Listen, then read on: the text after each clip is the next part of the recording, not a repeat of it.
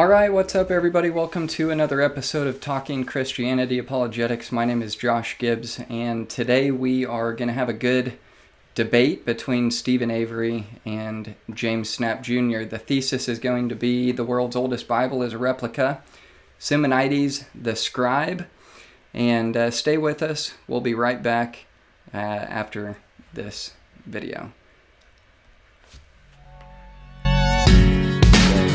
Make sure today that you leave this place knowing that you are saved to the glory of God. Thinks that one I'm going to choose. If you believe that, friends, you don't know the gospel. The point is that the wonder of the cross is that no one gets injustice. If you end up under the wrath of God, it is because you've rejected His provision for you and you are justly punished for your sin. To what the scriptures teach. I think the Bible does teach that God desires the salvation of all men, and He has provided for the salvation of all men, provision for them, and they are justly punished for their sins. So the question that seeks to provide an answer to this question: for whose sins did Jesus die? The extent of the atonement asks the question, for whose sins did Jesus die? There are only two possible answers to that question. Either Jesus died for the sins of some people, or Jesus died for the sins of all people. All right, like I said, welcome back to another episode of Talking Christianity. I'm your host, Josh Gibbs, and today we've got James Snapp Jr. on with Steven Avery. We're going to jump into this thing really quick and kind of give you the rundown for what the debate is going to look like today as far as the structure. But before we do, I do want to also give you an update on what we have coming through the pipeline. Obviously today, you can see we're debating the Codex Sinaiticus, and we'll explain before we jump into the debate what that means exactly for those of you who may not be familiar with why this is an important topic to cover. So next week, I'm going to have Will Duffy on, who's an open theist, and Ryan Mullins. He is a Christian philosopher, and we're going to be discussing the timelessness of God. Is it a static model? Is it a linear chronological model? And we're going to discuss some of the things that Will Duffy has on his website, opentheism.org, and what Ryan has written in his book, The End of the Timeless God, and how this relates to the incarnation and foreknowledge and different topics like this. So it's going to be an interesting topic to follow if you're interested in that kind of conversation next week. Don't miss that.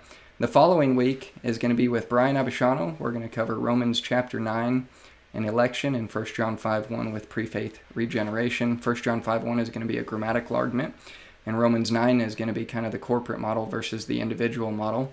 So that's going to be interesting as well. And stay tuned for this one. We're still working out the thesis between Dr. Edward Dalcour and Dr. Dale Tuggy, Unitarian versus Trinitarian debate. So I haven't put that up there, but we're working on it. I think right now it's going to be somewhere along the lines of John 1:1 and the Word becoming flesh. Was that Word an idea? Was that Word a person? That kind of a conversation is going to be important, but we'll see if it's going to be a John 1 debate or not, so stay tuned for that. The following week is going to be with Brian Wagner, who you've seen on before, and Drew McLeod. He is from the Provisionist podcast. That's going to be God, Time, and Theological Ramifications. So that's on the 24th at 2 p.m. as well. So another interesting one is something that Cole Perkins and I have talked about. We were having a conversation on Lordship salvation and asking the question, does the Bible teach Lordship salvation? And what we decided to do, rather than doing a debate where it lasts a couple hours and you do an opening and cross-examination and closing statements and those kinds of things, we decided to make it an ongoing discussion. So we're going to have a lot of time to respond to each other. February 7th is going to be our opening statements, kind of supporting our own perspective on that. I'm free grace. He holds to more of an Arminian perspective. And then we're going to listen to each other's videos and respond and do it that way. That'll give you as the audience a lot more time to get a better, well-rounded response that has that's not just something off the top of your head. You can prepare for it. So anyways, following that, it's going to be a baptism debate between myself and Kevin Hughes. Does baptism regenerate? So we'll see what happens as we come through that, but stay tuned. And also, as always, guys, I do want to make sure that you know you can call in at the end of this live stream There's going to be actually 2 opportunities for you to call in after round 1 cross-examination and open dialogue between James and Steven. We're going to open up for 15 minutes to the audience where you can either call in at that number above on the screen, or you can click that link in the description box and actually join the live screen with the 3 of us and get your question in that way. So other than that, let me cut to this scene, and we're going to introduce Steven and James to you. You should be able to see them on the screen. Steven is in the middle and James is on the right. So Steven and James, welcome back. Both of you guys have been on this show before. I'm really excited to have you back today, so welcome. Thank you. Okay, so let's go through kind of a real brief introduction. I know that we want to jump into this thing and get it rolling. Mostly my fault. My computer was doing an update and I wasn't able to get online as quick as I wanted to. But anyways, so you guys should be familiar with who James Snapp is. James Snapp has done many debates. He's written many books. He's written many articles on the text criticism, and you should be very familiar with him on this channel, Talking Christianity. I'm excited to have James back to debate this topic. When I asked James, would you be willing to debate Steven on Codex Sinaiticus and narrowing down what the thesis would be, he didn't really hesitate. He just said, yeah, let's do it. Let's make it happen. That's an important topic to cover. And we're doing it. We got it scheduled pretty quick. And here we are today. I'm really looking forward to it. But James, you've written extensively on this exact subject. My question for you is, where can people find access to your articles, your books, and other resources regarding text criticism, and specifically what we're going to talk about today? Well, at the website of the church where I minister at Curtisville Christian Church, you can go to curtisvillecc.com, find the button that says Textual Criticism Resources, and that should take them to very many resources about verses, like places where you can go to find manuscripts, digital images of manuscripts online. Some of those are you're also able to find them on the Center for the Study of New Testament Manuscripts, but some of them are not there. So to get a fuller picture of manuscripts, there's some manuscripts you can look at there from the Vatican and other places. But also, there are a list of essays that I have there. I basically go in the right-hand column, passage by passage, that goes into more detail about a particular passage. Sometimes the link will take you to just the first part of the passage, but the rest of the passage is easy to find on my blog. The blog is called thetextofthegospels.com, and if you search for a passage there using the search bar, then you should be able to find very, very many things that I've written. Awesome. Thank you for that, James. And guys, I'd encourage you to access those resources on there. A lot of those resources that James has on his website has been helpful to me just learning to read Greek. I had texted James and said, hey, what's some good stuff that I can access to learn Greek? That's something that's important to me. And he sent me a link to his website that had about 10 other links that you can get some good material on that, which is how I have been studying to learn Greek, and I can at least read it. Now I gotta actually make a little more progress there. But anyways, so Steven has been on this channel a few times as well in the past. We've had discussions covering the Comma Johanneum, 1 John 5:7, specifically covering contra arguments regarding that passage, which I would encourage you, if you haven't had a chance, to check that video out. And this kind of a conversation is important to you, that would definitely be something worth your while to check out. You can find it in the video section on the YouTube channel, Talking Christianity. So go check that out. But Steven also runs a forum called the Pure Bible Forum, and he's interacted in the text critical field for many, many years. Steven, where can people get a hold of your material? And if you could take a second time to kind of explain what the Pure Bible Forum is all about. There are 2 Pure Bible spots. One is Facebook, a group called Pure Bible, and one is called purebibleforum.com. Purebibleforum.com has historically been more like a research spot where I put information up, but some people join in and discuss. But anybody would go there, www.purebibleforum.com, and they could read a lot about Sinaiticus, a lot about the name of Jehovah, a lot about the heavenly witnesses, and other topics, Nazareth, garden tomb, whatever. In the Pure Bible group in Facebook, that's more personal. It's a lot of fun. Anybody can join in over there. Those are my two main spots. And from there, we might point to something else. I do post on a lot of forums, but once they begin to know that you think of the King James Bible as the pure and perfect Word of God, a lot of the forums say, we don't want you. So that's basically, but I do post here and there and everywhere. Okay. Awesome. Sound good? Sounds good. Perfect. Okay, so now I do want to get a point of clarification before we start the actual debate. Now, some of you guys had messaged me on Facebook and specifically asked, like, what's a good place to start and kind of understanding what this debate is all about? Because obviously it's a debate about Sinaiticus, and there's a lot of details that are kind of under the surface that you wouldn't really know unless you were familiar with this argument. I think that we're going to dive into the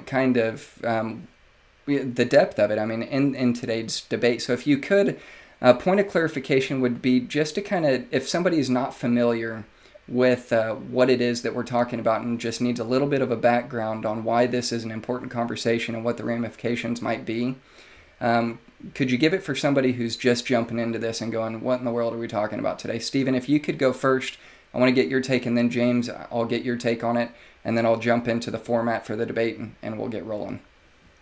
I would say that there are two elements that exist that really make it important today. One is actually looking back. If there had not been a Sinaiticus, created, made up, fabricated, found, whatever you think it is, probably the Westcott Hort critical text would have never gotten off the ground. It was the Batman that was needed to the Robin of Vaticanus, and even as early as the 1850s, Hort wrote that Tischendorf will find rich materials. Whatever your belief of how it got there, it was intrinsically, historically vital to the creation of the Westcott Hort recension text. Now today, a person who supports the critical text will say, well, we don't really care about that. Some of them, we don't care about the history. If we don't have Sinaiticus, it doesn't change very much. And there's a level of truth because they've been hardened into that critical text mentality. However, there is a second element. If in fact it is a replica or forgery, it could be one or the other, then what we have is a Tischendorf instituted long con that has duped the textual world from 1859 until today. And that Tischendorf went to a lot of efforts to create that con. He separated the two clashing parts. He didn't let anybody look at the manuscript, hardly anybody at all. He wrote incorrectly about the manuscript condition, etc. Okay, so if in fact, I'll just finish with this. If in fact a long con like that can take the textual world, it tells you a lot to be very, very cautious about the textual critic experts. Okay. Perfect. And before I go to you, James, Stephen, I do want to get a point of clarification. This is something that you and I had spoke about before we went live. You actually used to support the authenticity of Sinaiticus. Is that right? Yes. In 2011, James and I were on one side of the TC alternate group. James gave some reasons. I gave some additional reasons. I thought mine were better than James. Why it was authentic.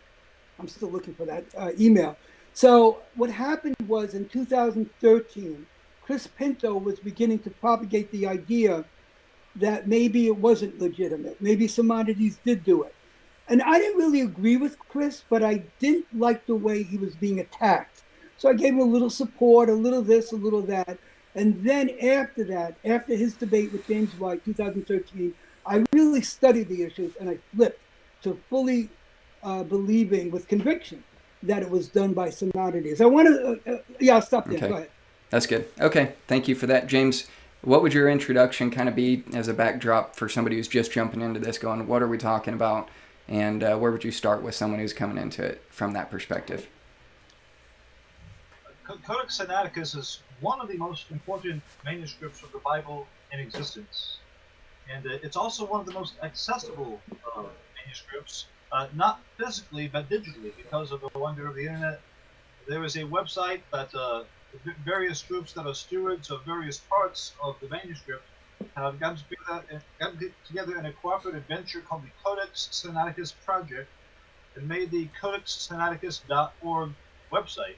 So if anybody's wondering what is this manuscript that you're talking about, you can find it described in several books on Bible manuscripts, but also you can just go to codexsinaiticus.org and see the actual pages of the website. There are descriptions of the manuscript there, written by several specialists, and you can view every page that you can go to a museum and see it on display. You can see it on display on your computer screen at codexsinaiticus.org. When this manuscript was first brought to light, back in the 1800s by the researcher Constantine Tischendorf. Tischendorf himself was no slouch when it came to finding old manuscripts and analyzing them and studying them and publishing. He also made facsimiles of several manuscripts, including Codex C. But Tischendorf had made printed editions of the Greek New Testament. When he found this manuscript, he went back to the edition that he had made his 8th edition, and it was fundamentally different, fundamentally more Alexandrian. Now, when I say Alexandrian, I'm referring to a particular form of the text, a localized form that was popular in Egypt for a while. That's what we get when it comes to manuscripts like Codex Vaticanus, the second 2/3 of Codex L, our Gospels manuscript, and several of the early papyri. For instance, Codex Papyrus P75 is very Alexandrian, and these are readings that are very unlike the readings that you would find, for instance, in the base of the King James Version. So it's a non-Byzantine form of the text that circulated for a while. Later on, a lot of mixture of it, actually. But it represents a localized form of the text that was popular in Egypt. And since Westcott and Hort in 1881, they took Tischendorf's data, and their theory was that the Byzantine text was a created text, an amalgamation of previous forms of the text. And so they basically set aside everything that was unique in the Byzantine text, what we would call the text that, for the most part, represents the text that we have in the King James, not entirely. But they replaced that and said, we need to look at the text of Sinaiticus Vaticanus if we want to get back to the original. Okay. So when they issued their critical text, they had set aside what had previously been the standard and introduced the Alexandrian text as the new standard. That's one reason why this particular manuscript is so important. Perfect. Thank you for that, James. Thank you for that, Stephen. Hopefully that's going to help you guys as a backdrop for diving into this debate, which is going to lead me to the structure for the debate today. Stephen is taking the affirmative, supporting the thesis statement, the world's oldest Bible is a replica, Simonides the Scribe. We're going to have 10-minute opening statements. After the 10 minutes, we're going to do 37 minutes of open, moderated dialogue where I pick the topic and you guys discuss. These topics have been agreed to prior to us starting the debate, and the details will come out as we go. I don't know all the details of each topic. I know the topic, and I think that we'll just try to guide it through that 37 minutes as we go. So in that 37 minutes, we're going to alternate kind of where we go as far as who's asking the questions, but the topic is going to be brought up by me. So we'll start out with, say, provenance, and Stephen will have a chance to ask his question. James, you'll have 4 minutes to respond. We're going to try to stick to that timeline as quickly as tightly as possible. If somebody decides, hey, there's something that needs clarification or something that needs cleared up that was said in that 4 minutes, that person will have 1 minute to respond if you want to. You don't have to. But then we'll move on to the next question and go like that for 37 minutes. After that first round, we're going to open it up to you in the audience for 15 minutes. So you'll have a chance to call in at the number at the top of your screen, 816-866-0025, or you can click that link in the description box and join the live stream with the three of us and do it that way. Which after that 15 minutes, we'll do round 2, the exact same structure. And after that round for 37 minutes, we'll do a 5-minute closing statement from each participant. And finally, we'll open it up to the audience for your second round as well. So you guys will have 2 rounds of of questions if you didn't get a chance to get your question in round one. So with that said, Steven is taking the affirmative. So I've got 10 minutes up on the screen. I'm going to get myself and James off. And Steven, I'm going to turn that over to you. Whenever you start, I will start the clock. And oh, by the way, guys, I'm sorry. I did want to say, when you have 1 minute left, I'm going to play this triangle noise here. And that'll let you know that you've got 1 minute left. Okay. There are two major competing narratives for the discovery of Sinaiticus. One comes from Tischendorf, one comes from Simonides. Both have difficulties. Now, the first issue that comes is that Tischendorf claimed that he sort of accidentally bumped into it in St. Catherine's Monastery in 1844. He said they were going to burn some leaves. And then in 1853, he went there in 1859. Unfortunately, under that theory, the manuscript would have just appeared in 1844. It never has an entry in an earlier library entry at Sinai. Nobody in Sinai ever came up and said, you know, I loved that manuscript 10, 20 years ago. I was reading it. We had Bible studies. I had it in my room. Nothing like that ever happened. The whole beginning is 1844. So the provenance is what I call poof provenance. There was no provenance for the manuscript, which by itself is always a questionable thing. But here it was exceptionally questionable because it was supposed to be sitting in the monastery for hundreds of years and they have no record of it. Okay, so Tischendorf says he found it in 1844, but there's a problem with that. He actually stole the leaves. It's obvious from the stories, if you read them carefully. He stole 43 leaves, and they were, I got to remember, might be 43 sheets. He stole them and took them away. The reason is that they were 5 connected quires, full quires, beautiful shape. He pretended that they were in terrible shape to be burned. They were in beautiful shape. They turned like they were yesterday's newspaper. You can see that later online if we can get that together. And he claimed they were going to burn them. He stole them. He cut out 5 quires out of the thing and 3 pages from a 6th quire contiguous. The purpose of that was that by taking those, he had 2 colophons that he could test out, is this going to pass as an ancient manuscript? And in those 43, he had the 2 crucial colophons, whenever they were put in, relating to Eusebius and whoever. And he took them to Germany and stashed them there, where they never connected with the other leaves again. They were in beautiful shape. He stole them. In 1859, he did a similar theft of the rest of the thing, but it's a little bit more complicated. So none of his stories about how he found them pan out. His story about them going to burn them, his story about the oikonos going to give him the pages. He just made everything up right and left. His witness in many ways to the manuscript is always checked. So that's the provenance problem. Under Simonides' theory, the provenance is much simpler. It arose through Athos to Constantinople to Sinai circa 1840, maybe a little later, because Simonides is not always 100% trustworthy either. That's why this is such a beautiful thing to research. You have both sides of the story sometimes need to be looked at with a real careful razor's edge. So under that theory, this whole manuscript was put there. Ouspensky saw the manuscript in 1845. He saw that at Hermas. He wrote about it. And yet Tischendorf, in all his lies, pretended that he only found out about Hermas in 1859. But Ouspensky, who was in the same circles as him in Russia, wrote specifically that when he saw the manuscript in 1845, it had Hermas in it. In fact, at that time, it might have had the full Hermas. We'll go over that later. He did not say it was partial. Okay, so we discussed provenance. The overall provenance concepts work better with Simonides. Now, they are countered by the idea that the text could not be, that he could not have produced the text would not be what it is.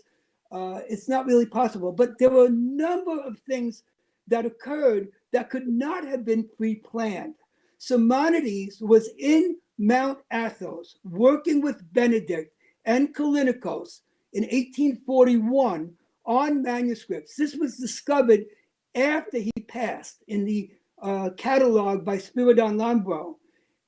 He was actually working. In fact, him and Callinicos were working on the same manuscript at the same place, or the same text at the same place at the same time. They did two different things with the text.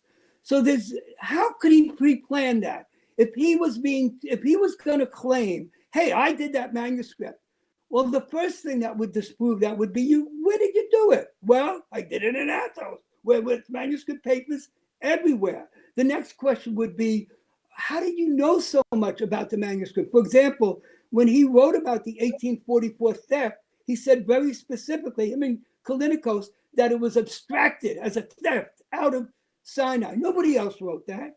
How would they know that? Because they were involved in the monastery. They knew about Tischendorf's stumbling Greek. They knew about the coloring. We'll get into that later. And they knew about the condition would not make it as a 2,000-year-old, 1,600-year-old manuscript. Okay, so now we get to, so what you have is that overall, the Tischendorf story does not work. The Simonides story does work, not perfectly. He seems to have fudged some things, and James caught one of them the other day. We'll talk about that. The next thing is, what about the text? That gets into a very interesting area of who was Benedict. People attack the theory of Simonides by saying he was a kid. How could he find all those variants? How could he write this thing up? How could he do it in time? He didn't do it alone. It was a project of years of his uncle, Benedict, if he was his uncle. And David Daniels is researching this incredibly. And it took a few years to do, and they used specific sources that they oftentimes pointed out, like Alexandrinus, which would probably be the Grab edition, Zosima, which was another Bible edition. They mentioned the Syriac, which would explain Tobit. They explained the sources that they used. Did any of the people who said, no, not Simonides, actually go to those sources and see where they lined up and where they didn't? No. Also, the manuscript has unusual features that do not fit the normal theory. It was copied from a sense line manuscript because it has homoeotolutons that are sense lines from its exemplar. We discussed that a little bit, James. We'll go into it more. I'm going to take my last 2 minutes, and I'm just going to stop on that. Thank you both for having this time. I want to compliment James.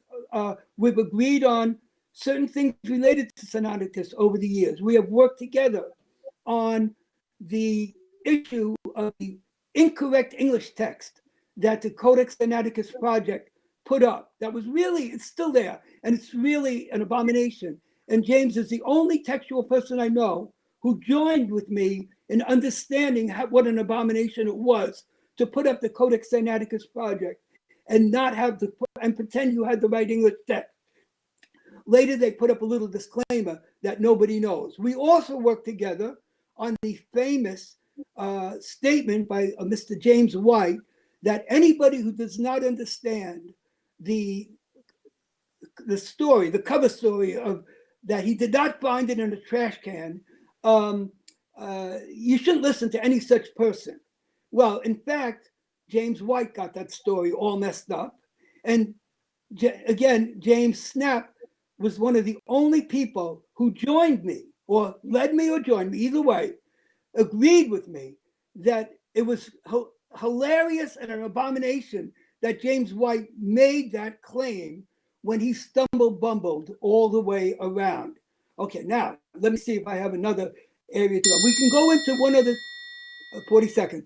The linguistics, we will get into later, hopefully, of the Codex Sinaiticus. the fact that Tischendorf accused the Shepherd of Hermas that was done by Simonides in 1856. He accused that of being a Latinized Hermas.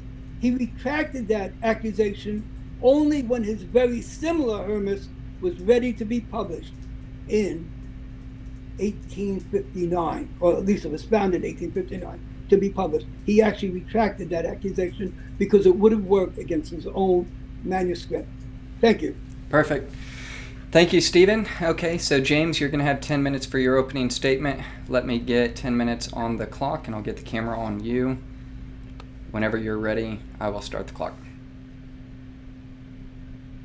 So now, just to follow up on what Stephen said there about James White's statement, if you look in his book, the King James on the Controversy, there's a claim that Tischendorf didn't find Codex Sinaiticus in a basket, but if you go back and look in the 1800s at Tischendorf's own writings, he claims that he saw pages of Codex Sinaiticus in a basket, but at the time he didn't call it Codex Sinaiticus.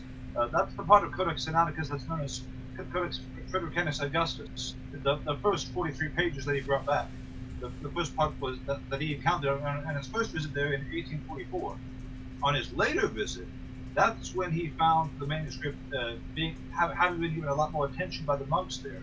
Then he brought that back. But in his first visit to Mount Sinai, to St. Catherine's monastery, Tischendorf very clearly says that he saw that the monks had pages of this manuscript in a basket in a state of disarray. He claimed that one of the monks had said, "Oh yeah, we had 2 more piles like that we already threw away to be burned." And so Tischendorf framed himself, kind of presented himself as the great savior of this manuscript that otherwise would have been disregarded by the monks of the monastery. Tischendorf did not have a high opinion of monks. In one of his letters, he says, I think, something to the effect that if it was up to me, if I had the power, I'd throw all these monks over the wall because they don't take care of the manuscripts. So he was very, very jealous for the manuscripts, but he had a great disregard for those stewards of manuscripts that were the reason why they still existed at the time of Tischendorf.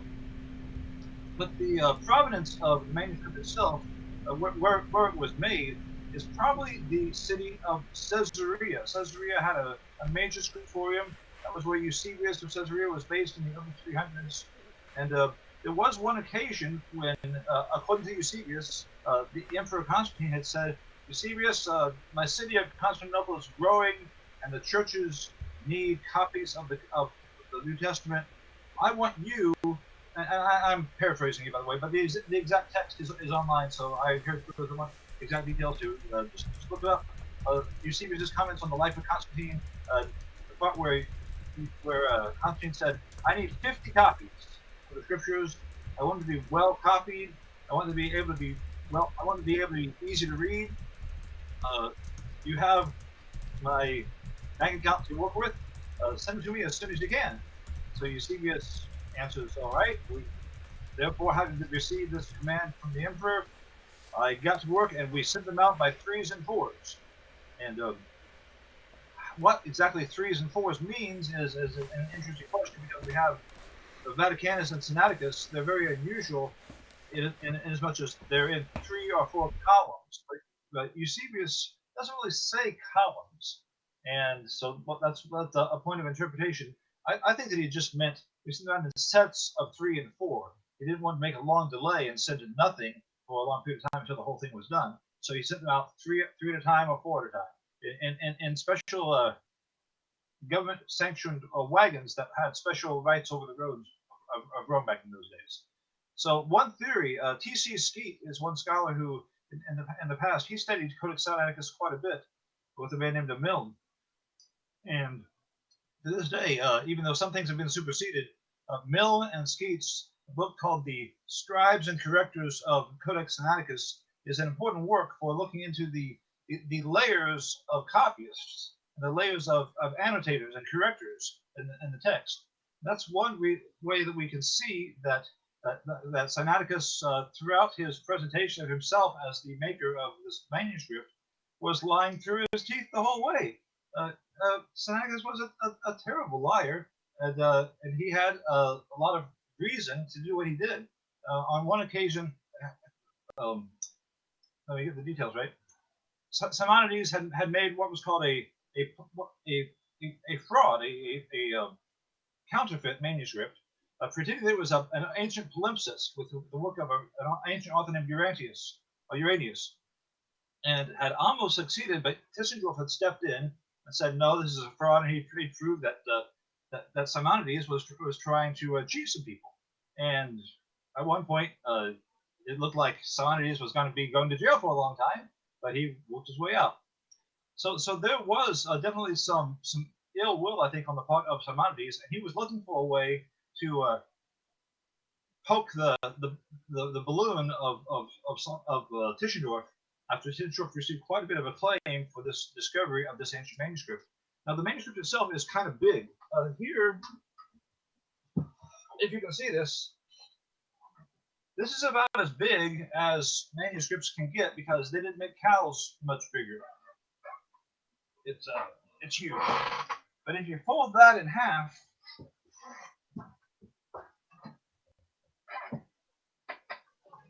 then you have something the size of Codex Sinaiticus. And Codex Sinaiticus is a pretty big book. So it would have taken somebody a long time. Now, Simonides' claim was, I finished this thing in 8 months. You can find those words in his writings, the writings that he wrote to various journals in about 1862, 1863, trying to convince people, no, I made this manuscript. It's recent. And this is the size of it. That was one of the reasons why his claims were regarded as somewhat humorous if they weren't so bombastic. So it is a huge book. But also, as far as where it came from, there is a reading in Matthew 13, verse 54. And it's where Jesus is referring to, no prophet is, he went to his own hometown. So that word for a hometown, a home country, stomping grounds, Petrita. The reading in Codex Sinaiticus is Antipetrita. And I think we have that. Josh, can you pull up that slide that has Sinaiticus, Matthew 13:54? Yes. Now, I've enhanced it on the right-hand side there, so you see the letters a little more clearly. There it is on the left, so it's certainly the letters don't look brand new, although on some pages they're better than others. But that reading that I've underlined with the digitally enhanced on the side, J. Rendell Harris, a great textual critic of past years, a contemporary of Tischendorf, and also a great friend of scribes. J. Rendell Harris did not just take stuff. He left things where he saw them in the monasteries to a great extent, unless he had open permission. He developed great friendships with the monks. And this reading, Harris proposed that this is like a scribe that's talking about the Atlantic Ocean, but he's in Atlanta. And so at one point, when he should say Atlantic Ocean, he says the Atlanta Ocean, because that's on his mind, because that's where he's from. Well, this reading brings to mind that the location called Antipatris, which was not far from Caesarea. So the most likely provenance for it is the scriptorium at Caesarea. Now, I don't think it was one of those 50 copies that Eusebius made. I kind of suspect that Eusebius issued a Caesarean text and just made the Gospels. But the next generation at their Caesarea was run by the bishops Acacius and Euzoas, who were pretty erring in their theology, but that doesn't mean they can't make manuscripts. Acacius and Euzoas, at one point, Jerome says, Acacius and Euzoas made it a project to replace on parchment copies that were there at Caesarea that were decaying because they were on papyrus. Papyrus in high humidity or higher than Egypt humidity levels of humidity will gradually rot away. That was starting to happen to some of the manuscripts there at Caesarea.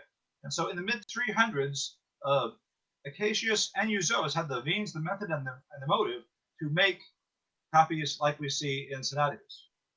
So that, I think, is the best case proposal. for where this manuscript actually came from.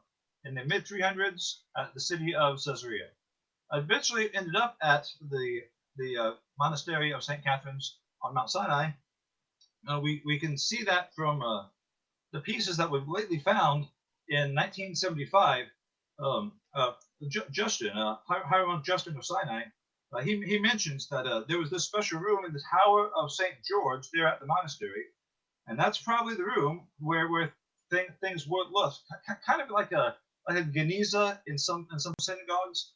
That's where it was found, and later on presented in that basket to Tischendorf. Perfect. Okay, 4 seconds left to spare there. That's good timing there, James. Let me get Steven up on the screen and myself as well. And we're gonna we've got a lot to cover. There was a lot of information covered in the opening statements from both of you all. And now we're going to jump into 37 minutes of open dialogue. I'm going to pick the topic. And for those of you who are asking if we're going to do questions from the audience, we are. It's going to be 2 rounds. You guys from the audience, you'll have 2 rounds of questions for James and Steven. The first round is going to be right after this 37-minute period of open dialogue. And the last round is going to be at the end of the debate, where we open it up to the audience for open questions. You can either call in. That number to call in is, let me get that up there for you, so you can see it and have it ready and get your questions ready. That number is going to be 816-866-0025. You can also click that link in the description if you would like to join the live stream with James and Steven and do it that way. So let me change the clock over here to 37 minutes. Should have that up on the screen. 37 minutes there. And I think we're going to start with provenance as the first talking point. So one thing that I had heard, well, where'd that go? My clock disappeared. Okay. Let's get that started. So 37 minutes. And I do want to switch screens. Sorry, I want to make this a little bit more organized for you guys in the audience to see, so it's not so jumbled around. Let me see if I can get James assigned to number 2 here. Okay, and we've got all 3 of us now. So, all right, that'll work. Let me start the clock. I'm going to move that so it's not sitting over James' face.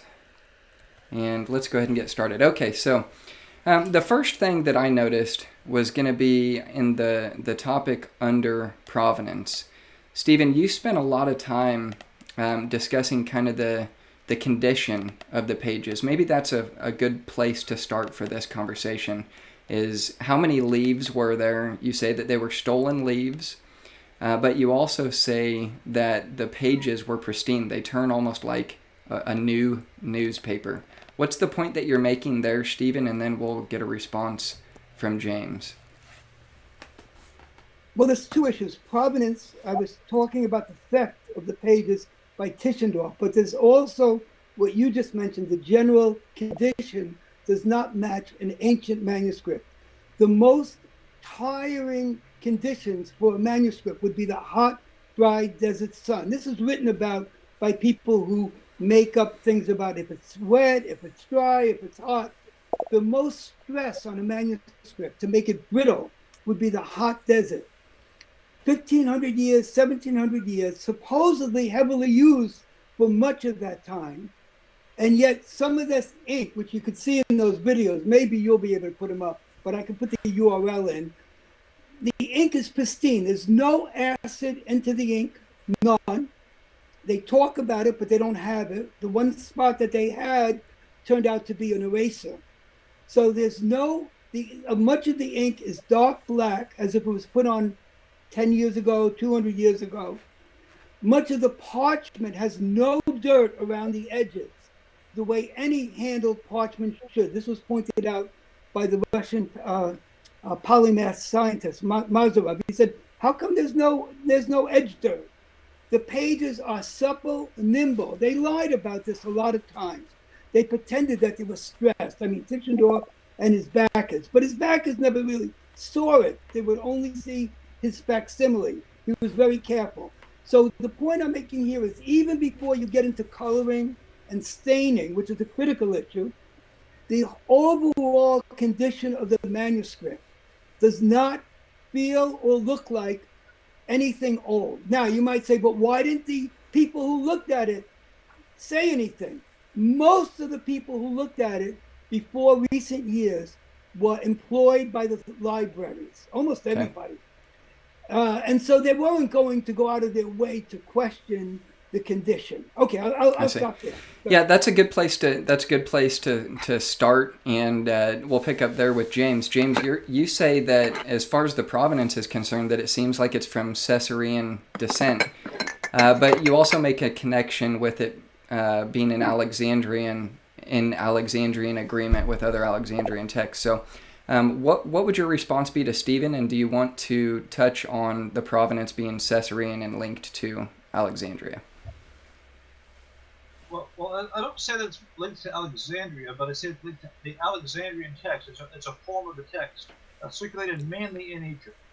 But Origen was in Egypt at first, but then for a number of reasons, intrigue kind of, he ended up in Caesarea, and that's where he developed his library. Not the only part of that library, but one part of it. And Caesarea, after Pierus came Eusebius, and so by Eusebius' time, Caesarea was a significant library, and they had manuscripts, not just Bible manuscripts, but they had other manuscripts too. It was one place where people would look to find what is the text that we have, and that's why people can still look today and find various manuscripts.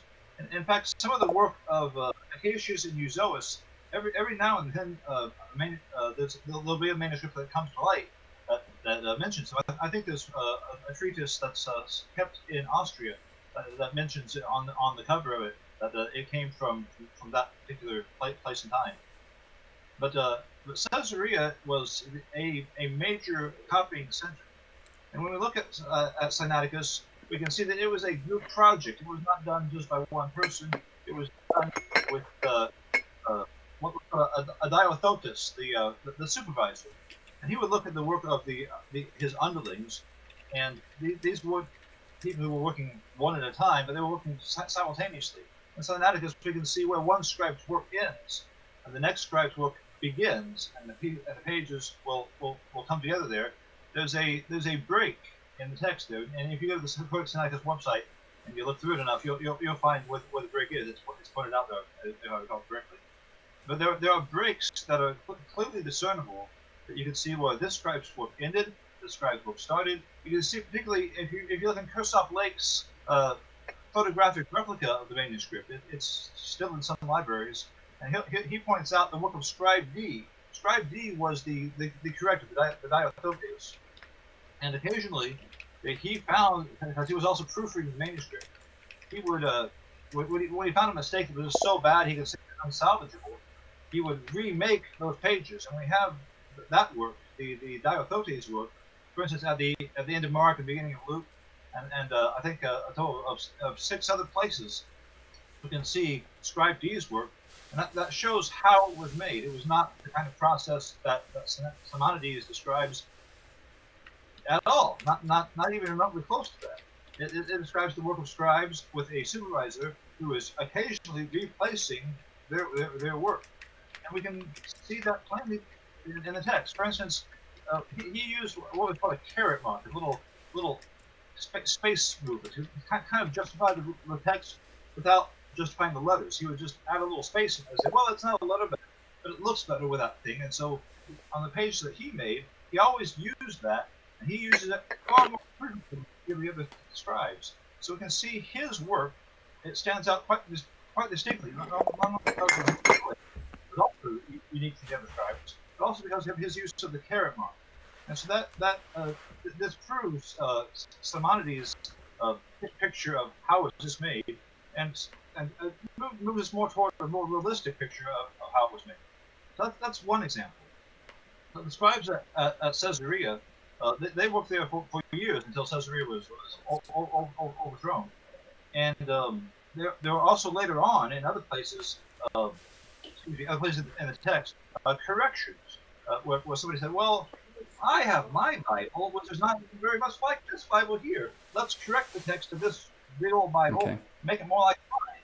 And so these correctors will go through the text and make their corrections, enough so that you can see what Okay. manuscript they were using, or what kind of manuscript they were using to correct from. So you can kind of see in the corrections the contents, well, not all of them, obviously, that's the whole thing corrected. But you can see the kind of text that they were using as the basis for their correction. I see. Again, Okay. there's nothing like Simonides described at all. Okay. Okay. So, Stephen, you've got 1 minute to respond to what James just said there, unless you want to let that pass, and we can move on to the next topic. But you've got 1 minute if you would like to respond.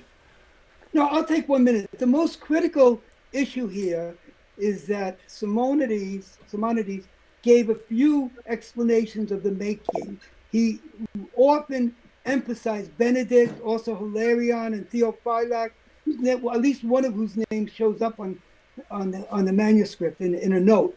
He emphasized that thing. Now, he may have, for simplicity, let's say he did the whole New Testament. He might have said, okay, I did this manuscript. But he didn't do the whole manuscript. He didn't prepare it. He didn't do the Old Testament. We know now for a fact that 3 or 4 people worked on it. That's not inconsistent with the overall presentation of Simonides, which constantly emphasized Benedict and the scribes that were at Athos working with him. So it was, in fact, a 3+ enterprise. Okay. Thank you. Perfect. Good timing. James, do you have anything that you need to clarify or you would like to respond to in that 1 minute? You've got 1 minute if you would like to. Sure. When it comes to what Simonides was claiming at the time in 1862, do you have a Simonides claim 1862? Can I see that slide? Yes, I do. Simonides. Whoop. Where'd it go?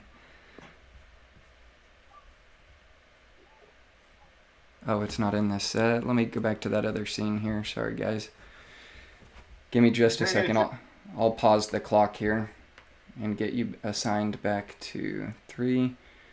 Okay. All right. Simonides, which one was that? The Simonides claim 1862, and Simonides claim 1863, and Simonides claim 1863 January. There's 1863 January. Is that what the one you want? Can we see it a little bigger? Yeah.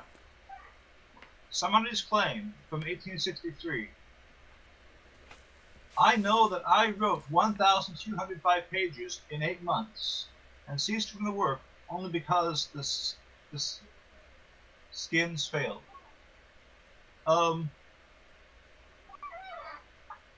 That's pretty clear. Simonides is writing this to say I wrote this. I wrote doesn't mean I wrote part of it, and my uncle wrote a lot of it, and we all worked together, and there was a big team of people working on it.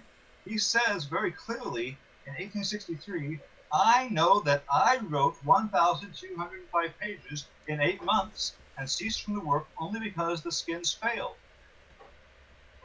Stephen, how do you respond to that? Okay, so let me cut back to this, and I want to be able to get Stephen on there so we can get the clock up too. So Stephen, if you would like to respond now. Yeah, it's very simple. There's 2 elements. He's leaving out the other quotations where he mentions Benedict, Hilarion the Scribe, what they did, what they didn't do. So it's selective. But if you look at that one quote, Simonides was angling for 10,000 Krugerrands or whatever, dollars, something. He was trying to get them to take a challenge where they would give him 10,000. So for the purpose of that challenge, he probably could write that much if he had to. And he was hoping that they would take him up on it and he would make 10,000. Or he would just go away with 10,000. So it really is a very meaningless quote unless you combine it with the other ones where he talks about the work of Benedict. I'll get a couple of those quotes handy when we come back to it. Okay?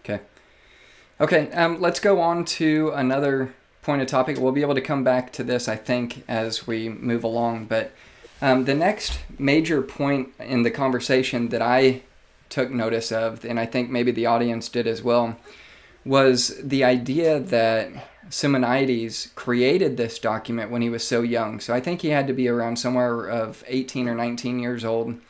The speculation seems to be that he's too young to be able to do this. Stephen, I'd like you to take 4 minutes to lay out your argument on the age side of Simonides. How was he able to create this document at such a young age, and what was the relationship of Codex Sinaiticus with his uncle? Well, that's simple. I found one of the quotes. Benedict, an uncle of Simonides and head of the monastery at St. Panteleimon on Mount Athos, conceived a wish to make a valuable present to the Emperor of Russia. After some consultation, it would be a copy, I'm going to abbreviate, Old and New Testament by the ancient form, capital letters, on parchment, together with some apostolic fathers. So the whole idea was from Benedict. He might not even have been there at that time because he was only there a couple of years. The task was declined by Dionysius, whose name shows up in the manuscript, the professional calligrapher, but it was undertaken by Simonides. After examining the principal copies of Holy Scriptures, now it was Benedict who examined Alexandrinus, Drynus, Zosima, Syriac. Simonides was not in a position to do that much with it. Benedict was there for years. So then it says, Benedict, meanwhile, collated a copy of the Moscow edition of both Testaments. Again, here's Benedict doing the prep work and having cleared it of errors. That's doing more prep work, and gave it into his nephew's hands to describe. And it goes on and on. The point is that Benedict was intrinsically involved, as was Hilarion, as was Theophylact. We know that. If the fact that Simonides made a little, play for himself, hoping to get 10,000 Krugers to show how quickly he could write. I said Krugers, I don't know what they were. It's really irrelevant. We know that he was involved in it. We know he did not do all the Old and New Testament. And if he said he did the whole Old and New Testament to try to get a deposit of $10,000 into his bank, then he was exaggerating, hyperbolizing, playing a little trick. That's all. Okay, now, I think I answered your question a little bit. About the different scribes that work on it, I'll keep working on that too. That is a puzzle no matter what. I've had people come to me recently, in fact, look at these variants in Revelation. There's a similar situations in Isaiah. How, and other places, how could they possibly have been found by Simonides or Benedict working in Mount Athos? And then I go to the apparatus for and they're both in Alexandrinus. The two that they were being highlighted, they couldn't possibly be found. They were hardly anywhere. Well, Simonides specifically said he used Alexandrinus. It may have been probably not the real copy, probably a grab edition from 1710, 1725. So all you would have to do is go there. You might even find telltale signs of copying if you were an honest text critic. I'm not saying James, I'm just saying in general, they never went to those to look. If you look at Isaiah, if you look at Revelation, they had to develop a crazy theory that Sinaiticus prefigured the Andreas commentary because it has so many features of it. But the reason is that the Andreas commentary was well available in 1840 in Athos, but he wasn't prefigured. How would one manuscript prefigure a commentary by another person 200 years later? It makes no sense. In Isaiah, you have something similar. You have the person writing on Isaiah talking about how the scribes' corrections were exactly like Alexandrinus. He says it's so close, it's so wild that you should do a genetic study on it, but they don't. Okay. All of these things, I'll stop there. Thank you so much. Perfect. That's time. James, I'll give you 4 minutes to lay out your position. Why? What's your argument against Simonides being able to do this at such a young age? Was there collaboration with his uncle? And how would you respond to Stephen? Should have 4 minutes if that's going to reset for me. It's not, I might have to do that manually. Okay, there we go. So whenever you're ready, James. Ready. Yes, we have the word of exactly one person that Benedict ever had anything to do with these kind of project that Simonides describes in his description that he has in his letters in 1863. And that person is Simonides, who also says Benedict died in 1840.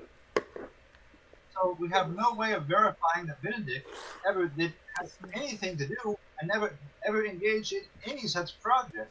The one source for this information is named Constantine Simonides. That's the one person whose claims we have to deal with. And speaking of those claims, we've already seen his claim, I know that I wrote 1,205 pages. That is Simonides' claim. To try to minimize that or just hand wave it away is basically calling Simonides a liar. Now, I certainly agree. Simonides was a professional liar. That's one of the things that he did for a living. But let's look at the other things that he claimed. Let's look at Simonides' claim 1863. Do you have that one? Yes. Oh, got to go back to the other scene here. And there was his claim 1862. And you said 1863. Is that the one? Whichever one did we just see? Is that it? Yeah. Yeah. Let's again like that. Yeah. Let's take a look at here. This is Simonides writing in the Guardian in 1863. He talks about how his uncle had died and then he went to Constantinople, and then went back to Mount Athos. But he says, the words never left out of his hands until the skins failed. That's him saying, I was the one that had this, and I was making this thing until I ran out of parchment. That claim comes up a couple of times. We're going to see the significance of it as we go. Now, can we see his claim in 1863 from January? A little later in January? Is that it? Let's zoom in on this. Okay, a little bit bigger. Not much. That's as big as I can get. As I can get it. Just reading this will take us pretty close to exposing the complete fraud that Simonides was. Not only was he a fraud in the case of the Uranius document, which was a complete forgery, but also in several others. There was one where he reproduced the printed text of an edition by a guy named Wolf, and he was exposed because they said, well, it's kind of like what happened with the Gospel of Jesus' wife just a few years ago. It was exposed as a fraud because the forger had reproduced the text line for line. And in this case, in Simonides' case, he had reproduced a printed text, but he had included the errors that were made at the printing press in his model. So Simonides was an interesting character because he did bring back to monasteries actual real manuscripts. This is kind of like a counterfeit, purveyor of counterfeits, saying, well, that's a real one, and then you trust the rest. So this is a person who was known for making fake things, but he's also known for being caught by Tischendorf. And so he has the motive to try to embarrass Tischendorf by this preposterous claim. Notice that he says he copied out the Old and New Testaments. Again, who's saying that other people were involved in this? Simonides says, I'm reading these words off the page. First, I copied out the Old and New Testaments, then the Epistle of Barnabas, the first part of the pastoral writing of the Hermits, and capital letters, etc. He says he wrote the whole thing. 30 seconds. Says that there was a cover for this where it said, this is all the work of Simonides. So that's the claim that he's making, and to try to minimize that is to just deny what Constantine Simonides clearly said. I think that's covers those statements very, very clearly. There's no question that Simonides was making this enormously preposterous claim, but the claim is there. He did say it. Okay, perfect. Let's go to you, Steven, and I think you've got yourself muted. Steven, if you would like to unmute, you should have a minute to respond. There's a lot of material in there that James brought up, but how do you want to respond to that? No, I can respond simply. James has a couple legitimate where to every appearance, Simonides said what was convenient. He was hoping to get 10,000. He was hoping to make it easy. Tischendorf lied through his teeth. He stole manuscripts right and left, according to Natalie Sharenko. He lied about Sinaiticus 1844. He lied about 1859. We don't discount everything he says because he was a liar and a thief. He was much more in these issues of Sinaiticus. He was far more egregious in his self-serving life. Simonides had nothing to gain by making up a fantasy if he hadn't worked on the manuscript. Or even if he succeeded, he would only prove that he owned a manuscript that had no value. So the whole theory that he went to all this effort for nothing is sort of absurd. It's the way text scripts think. Okay. Thank you. Perfect. James, if you would like to respond or you have anything that needs clarified, you've got 1 minute to respond to that. Yes. Simonides was a hair's breadth from a long prison sentence because of Tischendorf.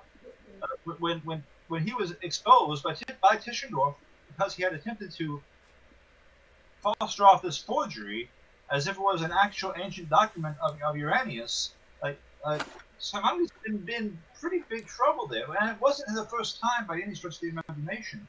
But again, there's records that you can find in the Guardian. You can just open up and read about them, about how bad a reputation that Simonides had for being a purveyor of forgeries, and he had tried to defraud the scholarly circles that he had been able to weave himself into, and Tischendorf had stopped him.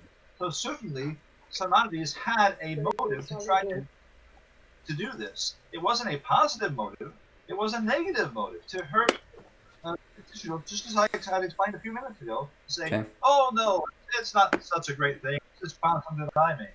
Okay. To have that. Okay, time out. We've got to explain this. And Tischendorf was not the world's most patient person when it came to putting up with the things that Simonides was trying to do. Other scholars, though, did come in. For instance, Henry Bradshaw said, after he had looked at the manuscript and looked at the facsimiles, he said, "I am as convinced as that this is an ancient manuscript as I am about any manuscript, as I am about my own existence." So Bradshaw was not fooled for a second.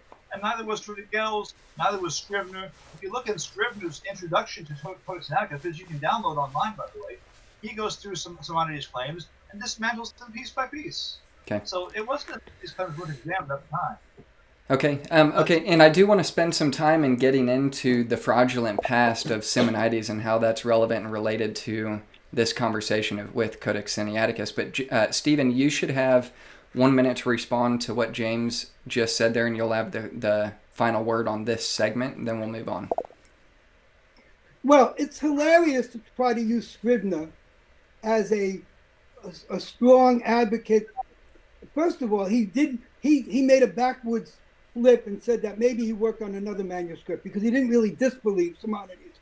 But more importantly, he never saw the manuscript. He wrote a whole book about the manuscript. He never saw that it turns like yesterday's papers. He never saw that the ink is dark right. Tischendorf never told him. Trudel seems to have been duped. So to try to bring in people who never even saw the manuscript and as great witnesses for they were just Tischendorfs. There weren't much else. I'll stop right there unless we have a specific point. Thank you. Okay, that's good. All right, we're going to move to the next segment. The next segment, I think, is going to be focused on the credibility of Simonides and the claim. James, you said that Simonides made a fraudulent mess in the past, and Tischendorf stepped in and called him out for being a cheat. So my question is, and this will be to you, James, for 4 minutes, and then we'll give it to Stephen for 4 minutes to respond, and we'll do 1 minute responses after that. What's the importance of his past being fraudulent and his claim to being a fraud as it's related to Sinaiticus? How does that help your case? Well, the case is really made on other grounds, but it complements the case. I think it interlocks with it perfectly. And on the question of Scribner acting as if there was some other manuscript that Simonides was made, that's basically Scribner being kind. In scholarly journals back then, you usually didn't say the kind of things that Tischendorf says about Simonides, that he's a thief, he's a liar, he's a scoundrel, not to be trusted under any circumstances. Usually you would say, "Oh, well, our dear distinguished brother perhaps is mistaken about this point, and perhaps he was writing some other manuscript. He thinks that he's gotten it confused with our manuscript." There was just this kind of academic decorum that Scribner is exhibiting there by not coming out and just saying, "Hey, this guy's a fraud and he should be in jail." But there were other folks who were more candid, Tischendorf being one. And Tischendorf was very clear in his letters. If you look them up, I mean, they're right there in the Guardian. We still have libraries with collections that you just pull off the shelf and read what Tischendorf said. But Tischendorf was very clear that you should not trust this person. And in the case of the Uranius document, there was another scholar named Anger, and another one named Dindorf, I believe, if I recall correctly. Feel free to double check. But they were on the verge of paying a significant sum of money to Simonides. Simonides had already made some profits by bringing real, distinct, authentic manuscripts. And now that that setting was established, now he brings in, oh, but wait till you see the next big prize that I've got. You're really gonna like this. So having used real manuscripts to kind of put in the pot first, now comes the switch. Here's the Uranius document. And they study it and say, yeah, it looks real. But then Tischendorf comes in, says, no, it's not, and here's the proof. And there it is. His hand is caught, and he's almost arrested. So Tischendorf, once Simonides escapes and is, no, we're not going to go back to that part of the country anytime soon. When he's in that situation, he has a motive to try to embarrass Tischendorf. And that's what he tried to do with this precise claim. And he's accepted in the scholarly circles to a certain extent because of those real manuscripts that he presented. You can look in Scribner's plain introduction to New Testament textual criticism, the 1883 edition, for instance. And you'll find some of those manuscripts will acknowledge this manuscript came from Simonides. It was a real thing. So it's not that Simonides was just some random guy. He was actually a gifted scholar. He could talk with scholars about scholarly things. But when he comes to them with forgeries, and Tischendorf exposes his forgery, it's after that he's, first of all, given a form in the journals to say, hey, I made this.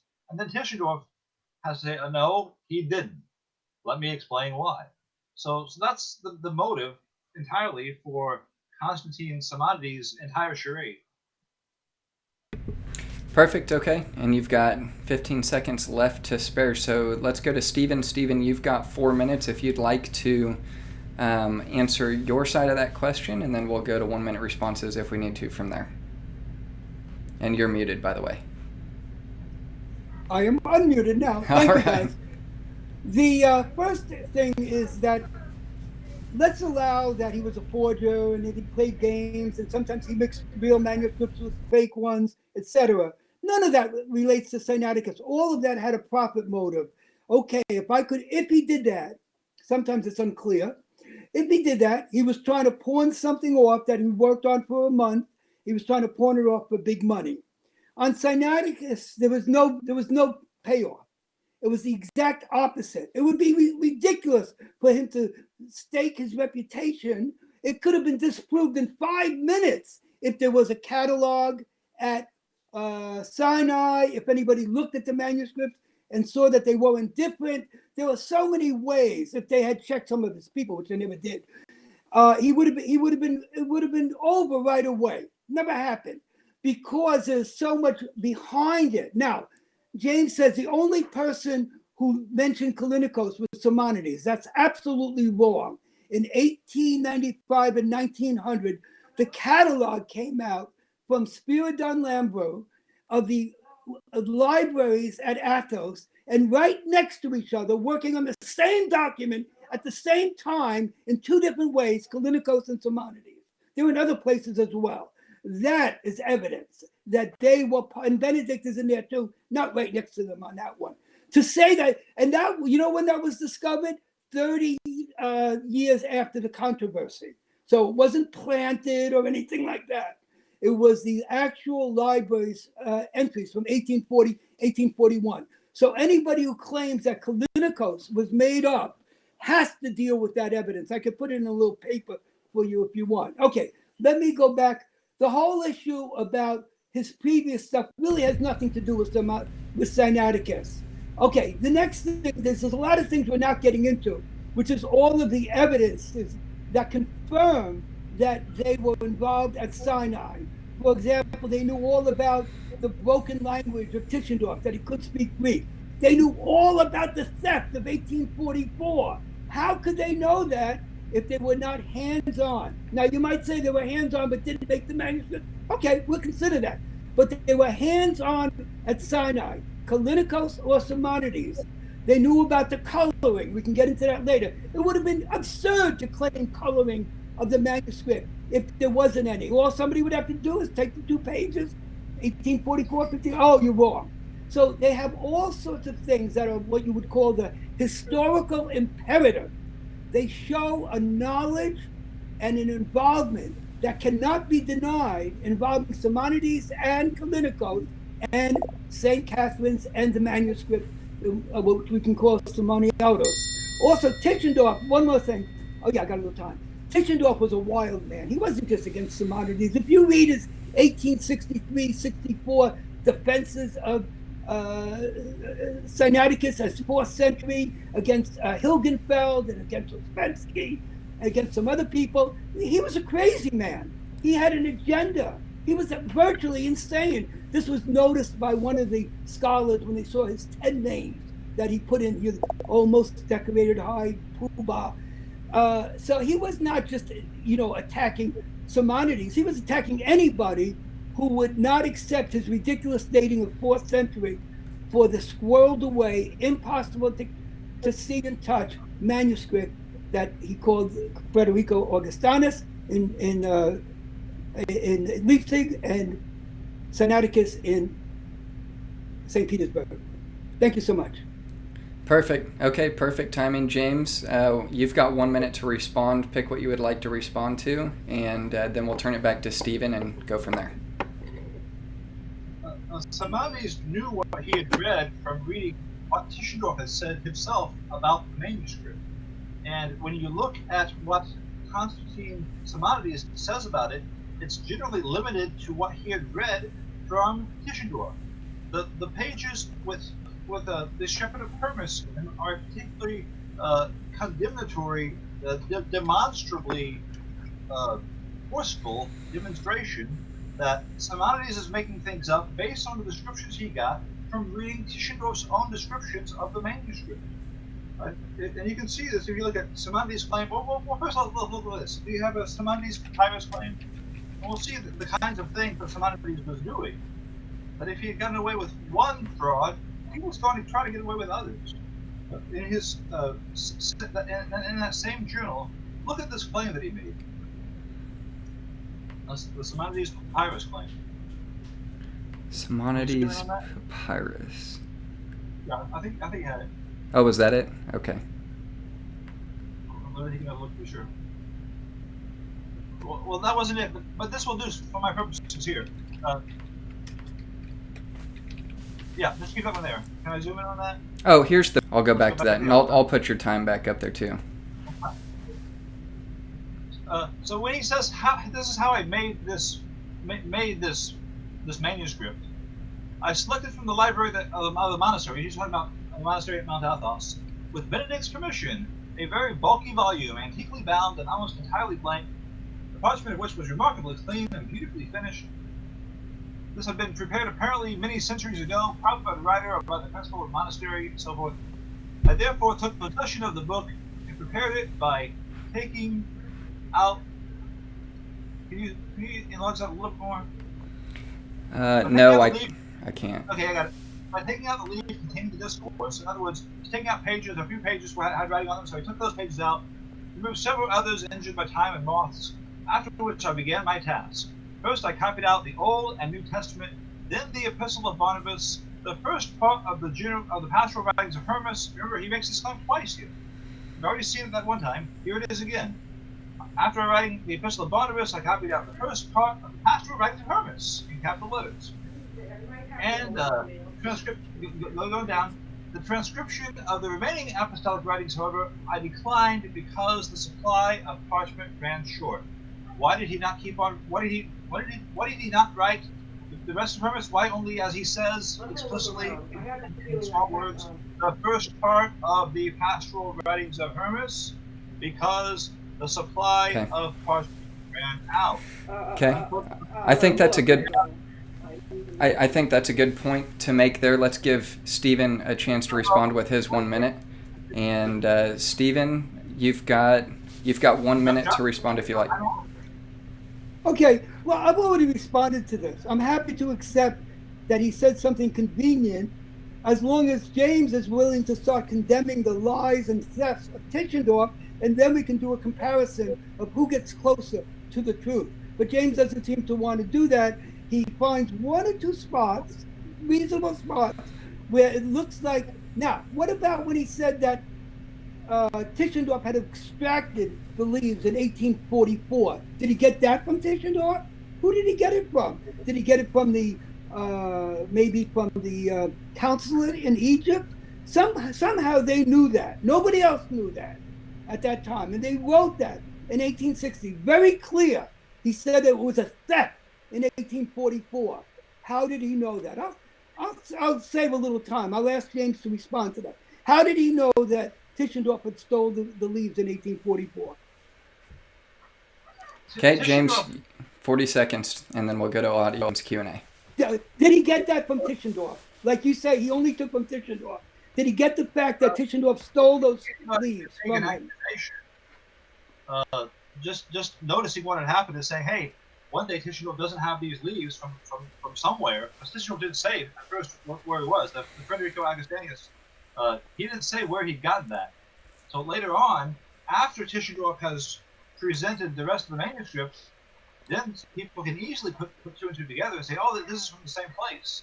Tischendorf at the time had the pretense that said, no, it's a loan. But of course, we all can see from history, it obviously wasn't treated as a loan because he never sent it back. Okay. You're talking 1850. You're talking 1859. 1844. He did not say was a loan, and that's what he stole and took to Germany. He stole in 1859 too. Where did the monks come and say, hey, your explorer took one of our manuscripts? Does anybody say at that time that first 43 leaves was a theft? Does anybody besides Constantine Simonides say that? I don't know of anybody, and they got, but it definitely was a theft. We now hold on, James. Let Steven respond, okay. And then we'll cut it back to you. We now have pretty absolute proof that's a theft. The only people we know who said it, there's one person who sort of said it 10 years later. It's a little unclear though. But as far as we know, nobody else other than Simonides and Callinicos said that 1844 was a theft. Nobody. Yeah, okay. Exactly. Well, Callinicos, being a real person, but in the terms of the letters, is just Simonides writing a letter in his own defense and calling it by Callinicos. So besides Simonides, nobody is calling that first acquisition of the first 43 leaves a theft. So, like I said, anybody can take a fact and say it was a theft, but that doesn't mean it's a theft. It's just an accusation from Simonides. Okay. So that has no evidential value whatsoever.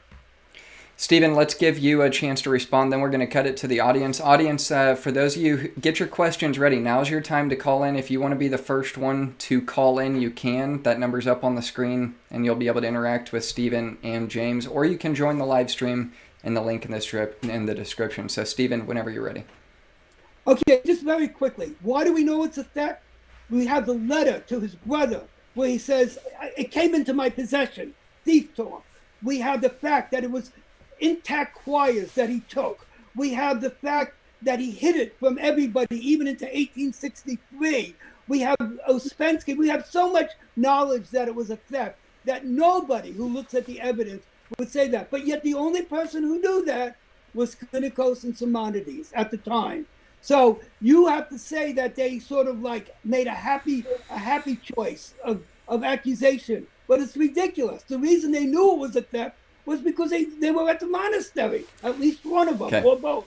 I think that's going to be a good place to leave off. We'll pick up in the second segment from that point. And James, I'd like to give you the first take on it when we come back to that second segment. But let's take this time, cut to our audience, and try to stay on schedule as much as possible. We've got 15 minutes for the audience. You guys have brought up a lot of good questions in the chat box.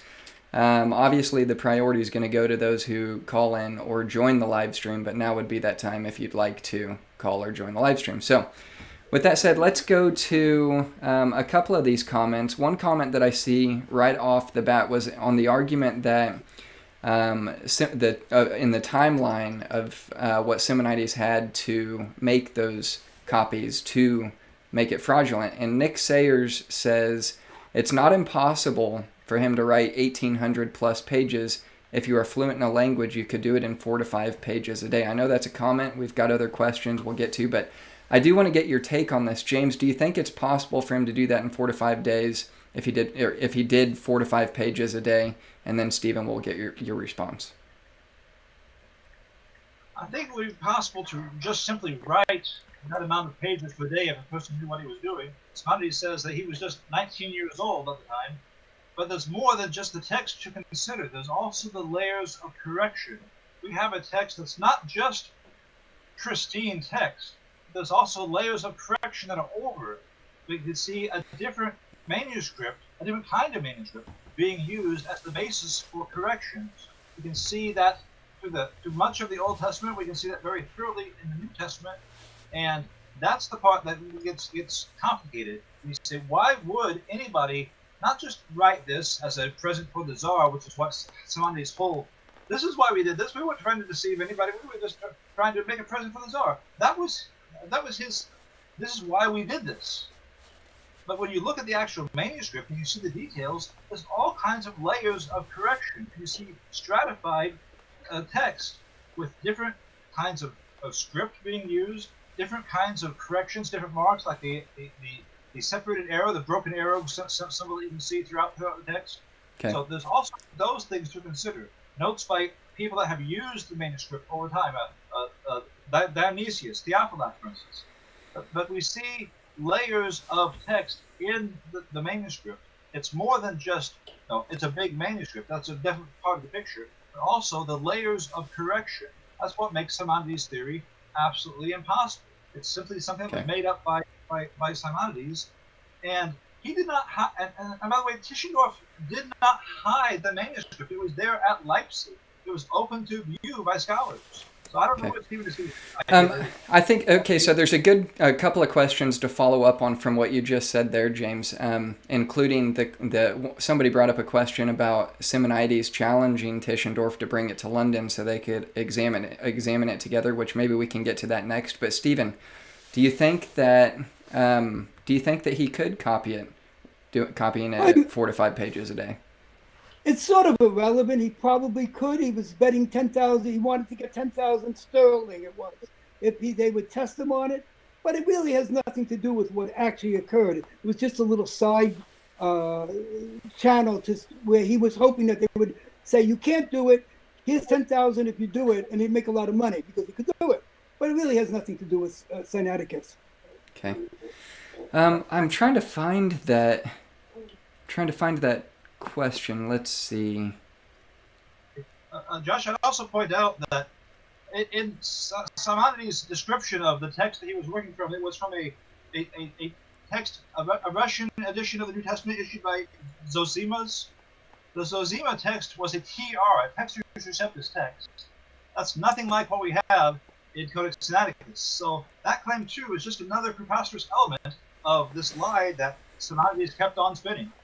Okay. If anybody has access to a Zosima edition of the New Testament, look and see, does this look anything at all conceivably like, when it comes to the details and the variants, does this look anything at all like it could be the basis for Codex Sinaiticus? Okay, and by the way, audience, don't be afraid to call in. These guys don't bite the number. Feel free to call in 816-866-0025 or join the live stream. Until then, I'm going to keep going through these questions that have come in the live stream, but I think that's a good I couldn't find I know that I read it in there earlier. What is the claim that Simonides challenged Tischendorf to bring the Codex to London and examine it together? Stephen, can you take that? I first want to talk about Zosima. Hey, James, okay. Zosima is Old Testament and New Testament. If it was used for the Old Testament.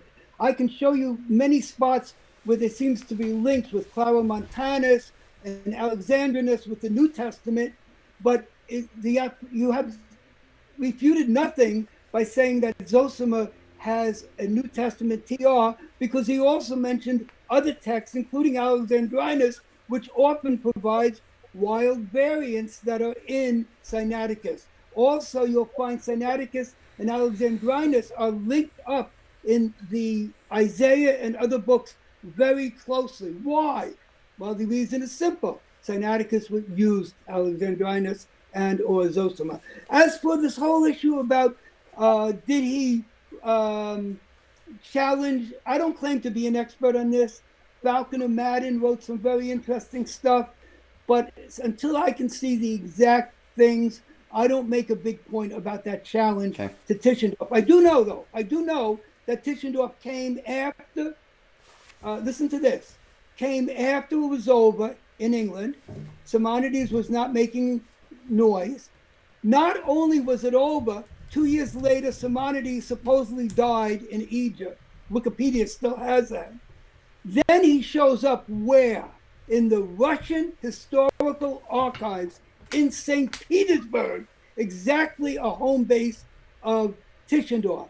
I personally think that that is conjecturally shows that an agreement had been made.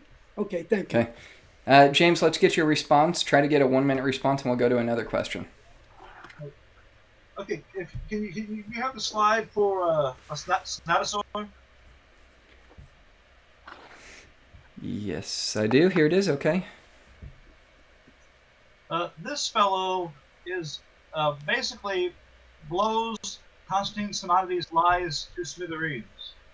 This is the Snaptosaur. It's basically a page found at Codex, at the Monastery of St. Catherine's in 1975. Now that room was abandoned back in the 1730s or so, and it's of those pages that we find pages from Hermas, the Shepherd of Hermas. Do you have Sinaiticus Hermas 67:1? Yeah, this is the book of Hermas, part 67:1. This is not from the beginning of the book of Hermas, the opening chapters. This is from the second half of Hermas. And we can also go on to see Sinaiticus Hermas 93:6b. And you can also see these pages at the Codex Sinaiticus website, by the way. This page is from near the end of Hermas. Also, Sinaiticus Hermas 95:8. 95:8. I don't think I got that one. Okay. Proceed to Hermas color-coded, the last one. Okay.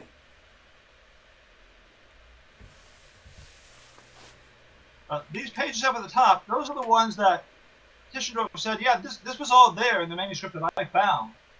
And it's from that statement from Tischendorf. That's why Simonides is saying, oh yeah, I wrote all the way up to the first part of Hermas. Notice his wording.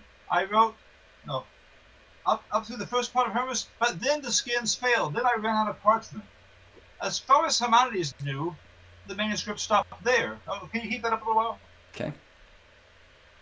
As far as Simonides knew, the manuscript stopped there in the yellow, because that's all Simonides had read when he read what Tischendorf was describing. But in real life, not in the imaginary fictitious world of Constantine Simonides, it was also this part down here that I've highlighted in blue. There are also these parts over here, pretty close to the end of Hermas, that I've highlighted in dark yellow. So when these two things were discovered, they're at the monastery of St. Catherine's. That totally destroys any conceivable idea that Simonides is a reliable person saying anything that is remotely true. These pages completely destroy every ounce, every gram, every atom of truthfulness from Codex from Constantine Simonides. Okay. I don't know how it can be any more clear than it is. Stephen, let's get your response to that, and then we're going to go to another question and finish up in the last 6 minutes. I forgot to mention that little detail. Do what, James? Did Simonides just get lost in his facts, and as he was writing this article in 1863, he just casually forgot where he had ended the book? Is that I've- what the I've- claim that we're going to? Okay, James, you made your point. Now, I've already said he was capable of saying what was convenient. He probably did at that point. However, Amen. let's go back to her. Stop. Of course. And Tischendorf lied through his teeth about everything about the manuscript. He was not only capable of saying what was convenient, he was capable of we got it and how it was going to be burned. He made that up in 1859, etc. Neither one of them can be totally relied upon. That's why you need to look at the historical imperative. Now, Hermas, when Uspensky looked at it, it seems like the whole thing was there, 1845. He made no indication that it was partial. So why was, now you made a false statement. You said that that room was blocked in the 1700s. Somebody claimed that, others say no. There's no evidence that it was blocked up before 1845. None. Okay? So that statement is critical. All right, let's give James a Well, chance to respond real quick, and then Okay. and then I'm gonna cut to. We've got a caller on the line, and we'll go from there. James, let's try to leave it to 1 minute on your response, and then we'll get our call. 1 minute. So look at those pages. Look at those color-coded pages that I put up there. Can we see that again? According to Simonides, I was writing this manuscript, and I would have written more, but I had to stop at the first part of Hermas because the skins failed. We saw that quote. You can rewind the video and see it again. The skins failed. He thought it failed at that opening part. He had no conception. He had no idea that those later pages were there, but they show up there in the new finds were discovered in 1975. If Simonides was remotely telling the truth, he wouldn't have said, I wrote up to this point. He would have said, I don't know what they did with the rest of Hermas because I know I wrote the whole thing. That's not what he says, though, because his own statements are based on what Tischendorf said and Tischendorf's description. Okay. Simonides had never seen the manuscript because he was simply reading what Tischendorf said. If he had seen it, he would have said, oh, where'd the rest of Hermas go? Now that seems like a good place that we're having a contention over. Steven, what was it that you wanted to respond to right there? And then let's go to our call.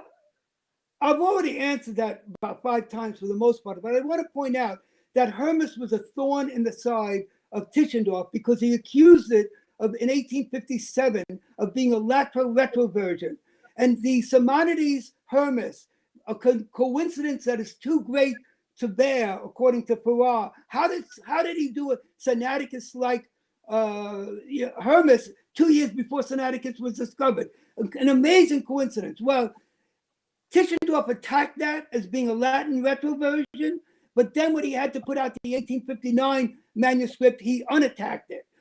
I believe that he dumped a part of it, maybe 2/3 of it, and we have part of it left, because it would have disproved even more than the beginning part that it was in fact a late manuscript. Just like Donaldson claimed that both Barnabas and Hermas were late. And Tischendorf, let me say this again, Tischendorf attacked the 1856 Sinaiticus as late, and his attacks, as Donaldson pointed out, applied to his own 1859. Okay. So he had every incentive to reduce what was in Hermas. And according to Uspensky, it seemed like the whole thing was there in 1845. All right. I think we're going to have to leave that. Let's leave that there for now. So we've covered a lot so far. James, I couldn't hear what you're saying. What are you saying? The description that Uspensky gave was a very brief description. It was not, let me go analyze this and I'll get back to you with a full report. It was less than a page. Yeah. You're not going to get details like that from that kind of report. So and let's come back to this, and James, let's take a second. Let's come back to that in round 2. I do want to. We've got 1.5 minutes for the audience to get some more questions in, and this is kind of a nice breather for the audience to get a breather anyway. I know you guys are ready to roll on keeping this debate going, and we're getting into some good meat here. But for the audience, it's a nice break for them to kind of get in and get some questions in. So with that said, we've got a caller, Luke Carpenter. If you could stay where you're from and who your question is to, and I'll turn it over to you. Okay, thank you. I'm from Michigan, and my question is to Steven. He brought this up earlier with certain readings that seem to be very ancient, and especially in Revelation is really where I'm concerned. I have a bunch of examples. I'm not going to go through them one by one, but there's 6 readings that just in chapter 11 alone that clearly are very ancient. 5 out of the 6 P47 agrees, and sometimes it's only P47. And a couple others, 2344, that's another manuscript with ancient roots that also agrees. None of them, Codex Alexandrinus does not follow the reading in Sinaiticus in any of them except for one, and that one also has P47 and P115 and 2344 all agreeing with. So anyways, my question really is, how could Simonides have possibly known about ancient readings, not just in Revelation, but everywhere else? And if you're going to say that it's because he was using manuscripts that had ancient roots, doesn't that kind of completely destroy the entire point of trying to prove that Sinaiticus is a forgery? Okay, Stephen, I'll turn that over to you. Luke, thank you for the question. I think, guys, that's going to be our last question for this round.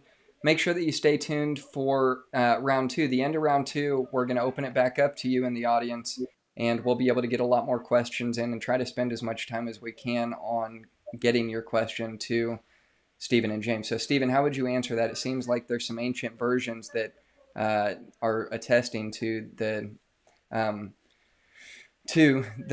early date of Sinaiticus. So, obviously, you're upholding the thesis statement that it's a replica, but how do you account for the relation that it has to these early papyri? Well, there's a couple of elements to that. First of all, if Benedict was scrounging for some ancient readings, if he was sort of a liberal or an Alexandrine, in which David Daniel specializes on that, that doesn't destroy the concept at all. It just means that he found manuscript like 33, or he had information about Vaticanus or whatever. On Revelation 11, which I believe you mentioned to me, 17 and 18 were the 2 that I was given, and they were both in Alexandrinus. You're welcome to send me your information about other ones, bring it into Pure Bible, bring it into, in Facebook, and we'll look at it. But the last ones I looked at were Revelation 11, 17, and 18. And then I ran into Ken Penner saying that they're so close, one of the correctors with Alexandrinus, that it looks like it's a genetic connection. So I'm happy to look at. Now, one more point about this. Is it possible that Benedict had access to Vaticanus readings? The question is a definite maybe. Number one, they were in all sorts of collations that existed. Number two, there could well have been a Jesuit or Tischendorf connection between up to 1844. So, but I don't claim that as a fact. I claim that as a good possibility that he definitely could have access to the collations, Miko and everybody else, and he might have had actual readings. In fact, Tischendorf said that he did a facsimile of all of Vaticanus in 1843, even though he earlier had said no. That's in his 1871 work. Okay. So we don't know all the details of whether Vaticanus was available. And if people have, the last time I'll just finish this, people said that they had variants that could not possibly be, I looked at them and there it was, Alexandrinus. Send them over. We'll discuss.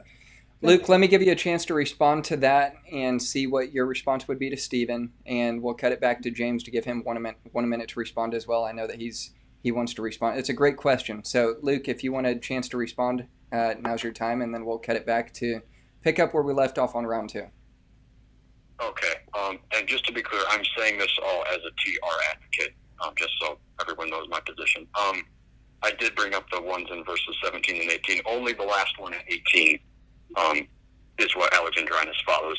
The one in 17, that's only in P47 0308, which is an uncial fragment, C 2344, the Book of Arma, Codex Valdensis, and one Bohairic Coptic manuscript. It says which art and wast and then leaves out art to come, but includes the and. So that's the key part there. But that aside, I don't really think you addressed the main point because, I mean, P47 wasn't discovered until, I'm not quite sure, 1920s, 1930s, I think.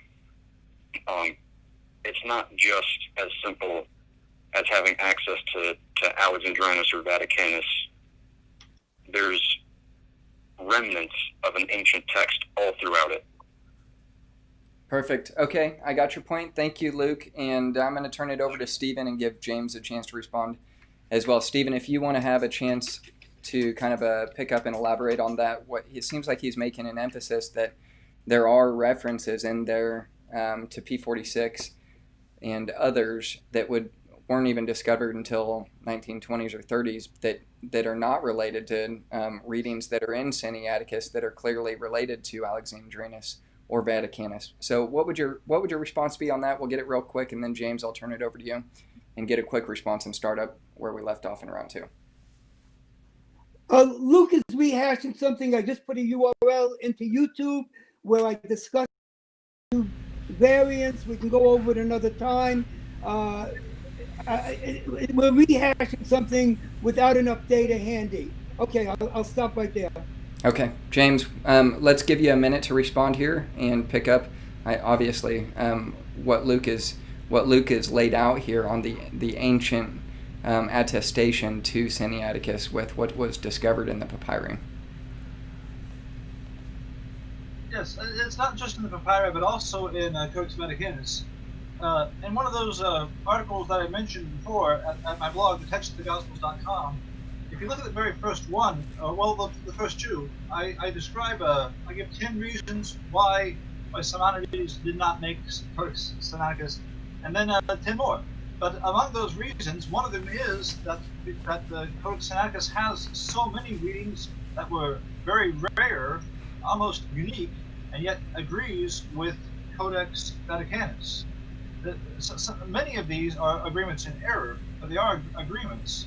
And just the idea of coming up with this from a text that started out with the Zosima edition and getting to the text we have in Sinaiticus, the idea is simply absurd.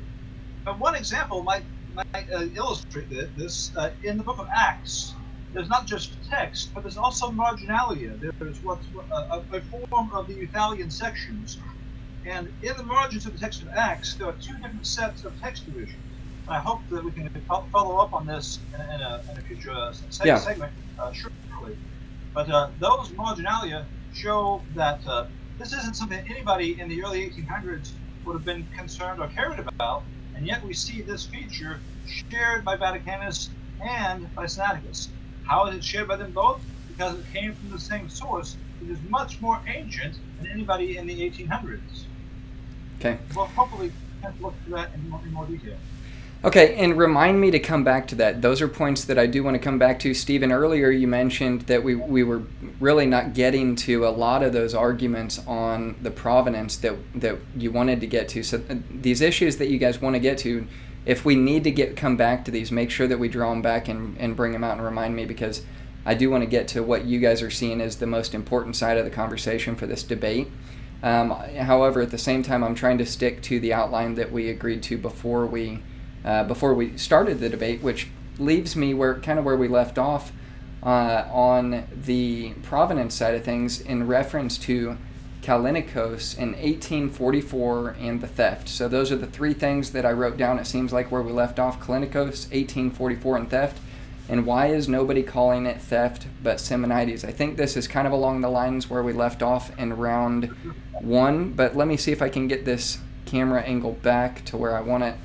I got to assign James again because for whatever reason it's not keeping him assigned to guest 2. So with that said, guys, we should have 4 minutes. James, I'd like to get you to kind of pick up where we left off in the last round on this point, and then we'll be able to take off and go from there. So James, you've got 4 minutes.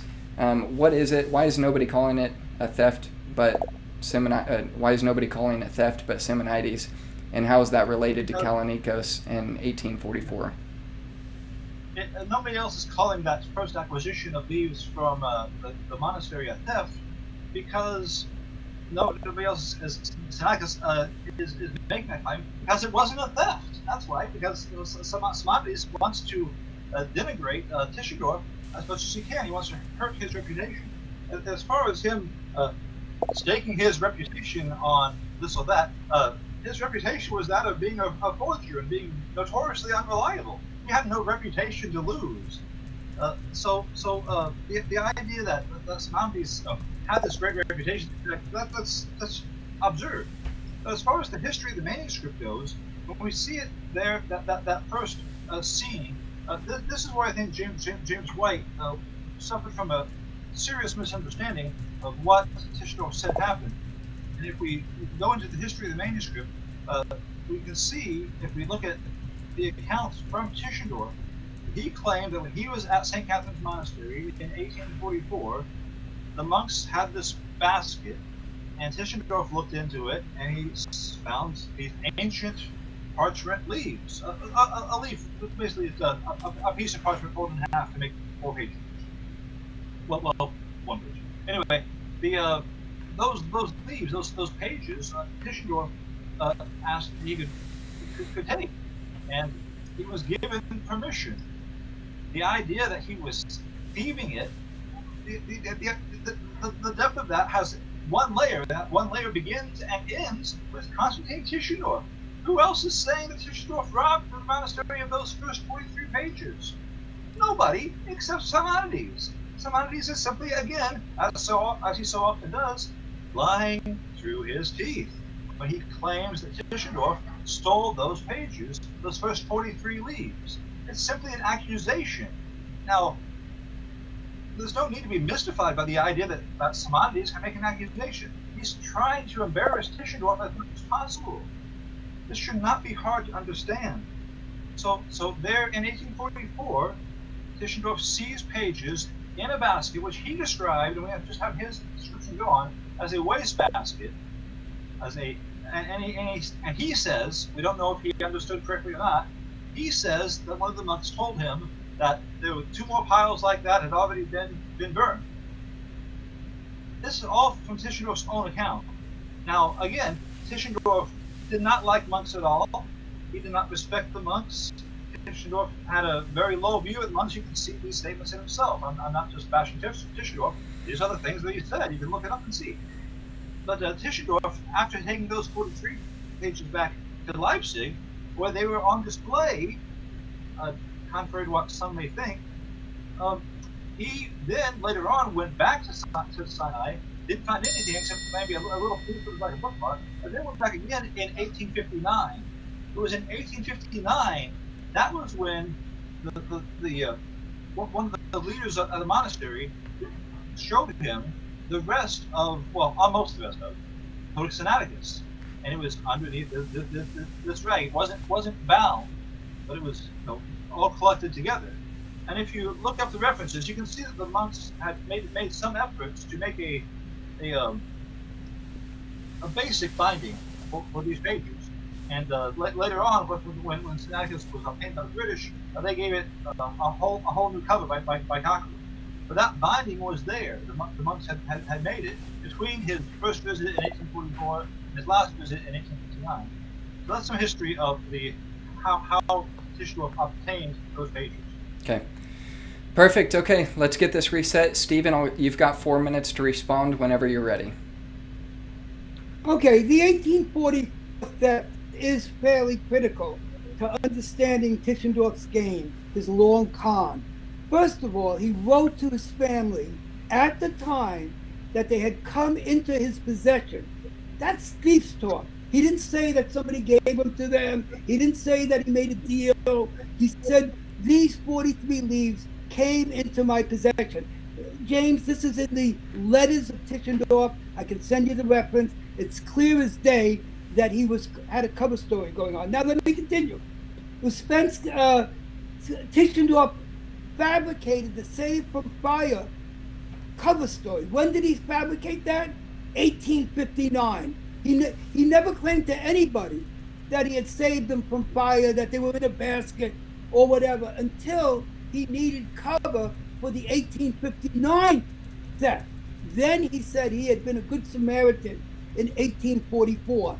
Next, those 43 random folia that he picked up, they were actually 5 intact quires and 3 contiguous of specially good quality. You can look at them. The ink is beautiful. They were not some random pages. They were specifically lifted out for the attempt to start the CFA long con. He never told anybody, even in 1859, 1860, 1861, and 1862, he made no public connection of the CFA with the Sinaiticus that was in St. Petersburg. Why? Because it would have been very embarrassing. He wanted some time to pass. Ultimately, he had to, because other people made the connection. Next, so he fabricated the story. Ouspensky wrote about his 1845 years. I won't go into all that right now. Oh, Tischendorf has a documented pattern of thefts of manuscripts and pages. You should read Natalie, I'll see if I can pronounce it right, did a paper on this. Natalie Chernetska did a paper on Konstantin Tischendorf, his journeys and Greek manuscripts.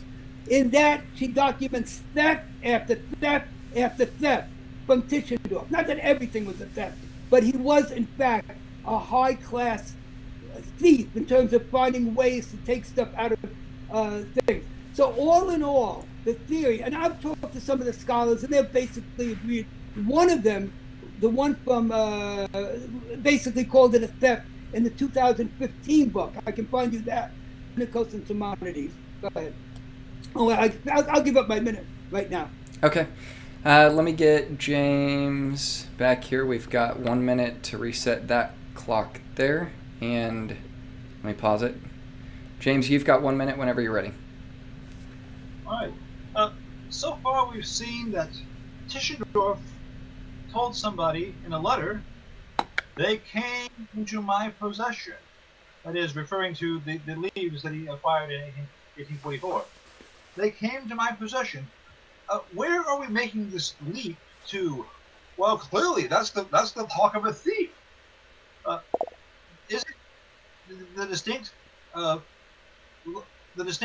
trait of a thief to say they came into my possession? Is it not true that they did come into Tischendorf's possession at that point?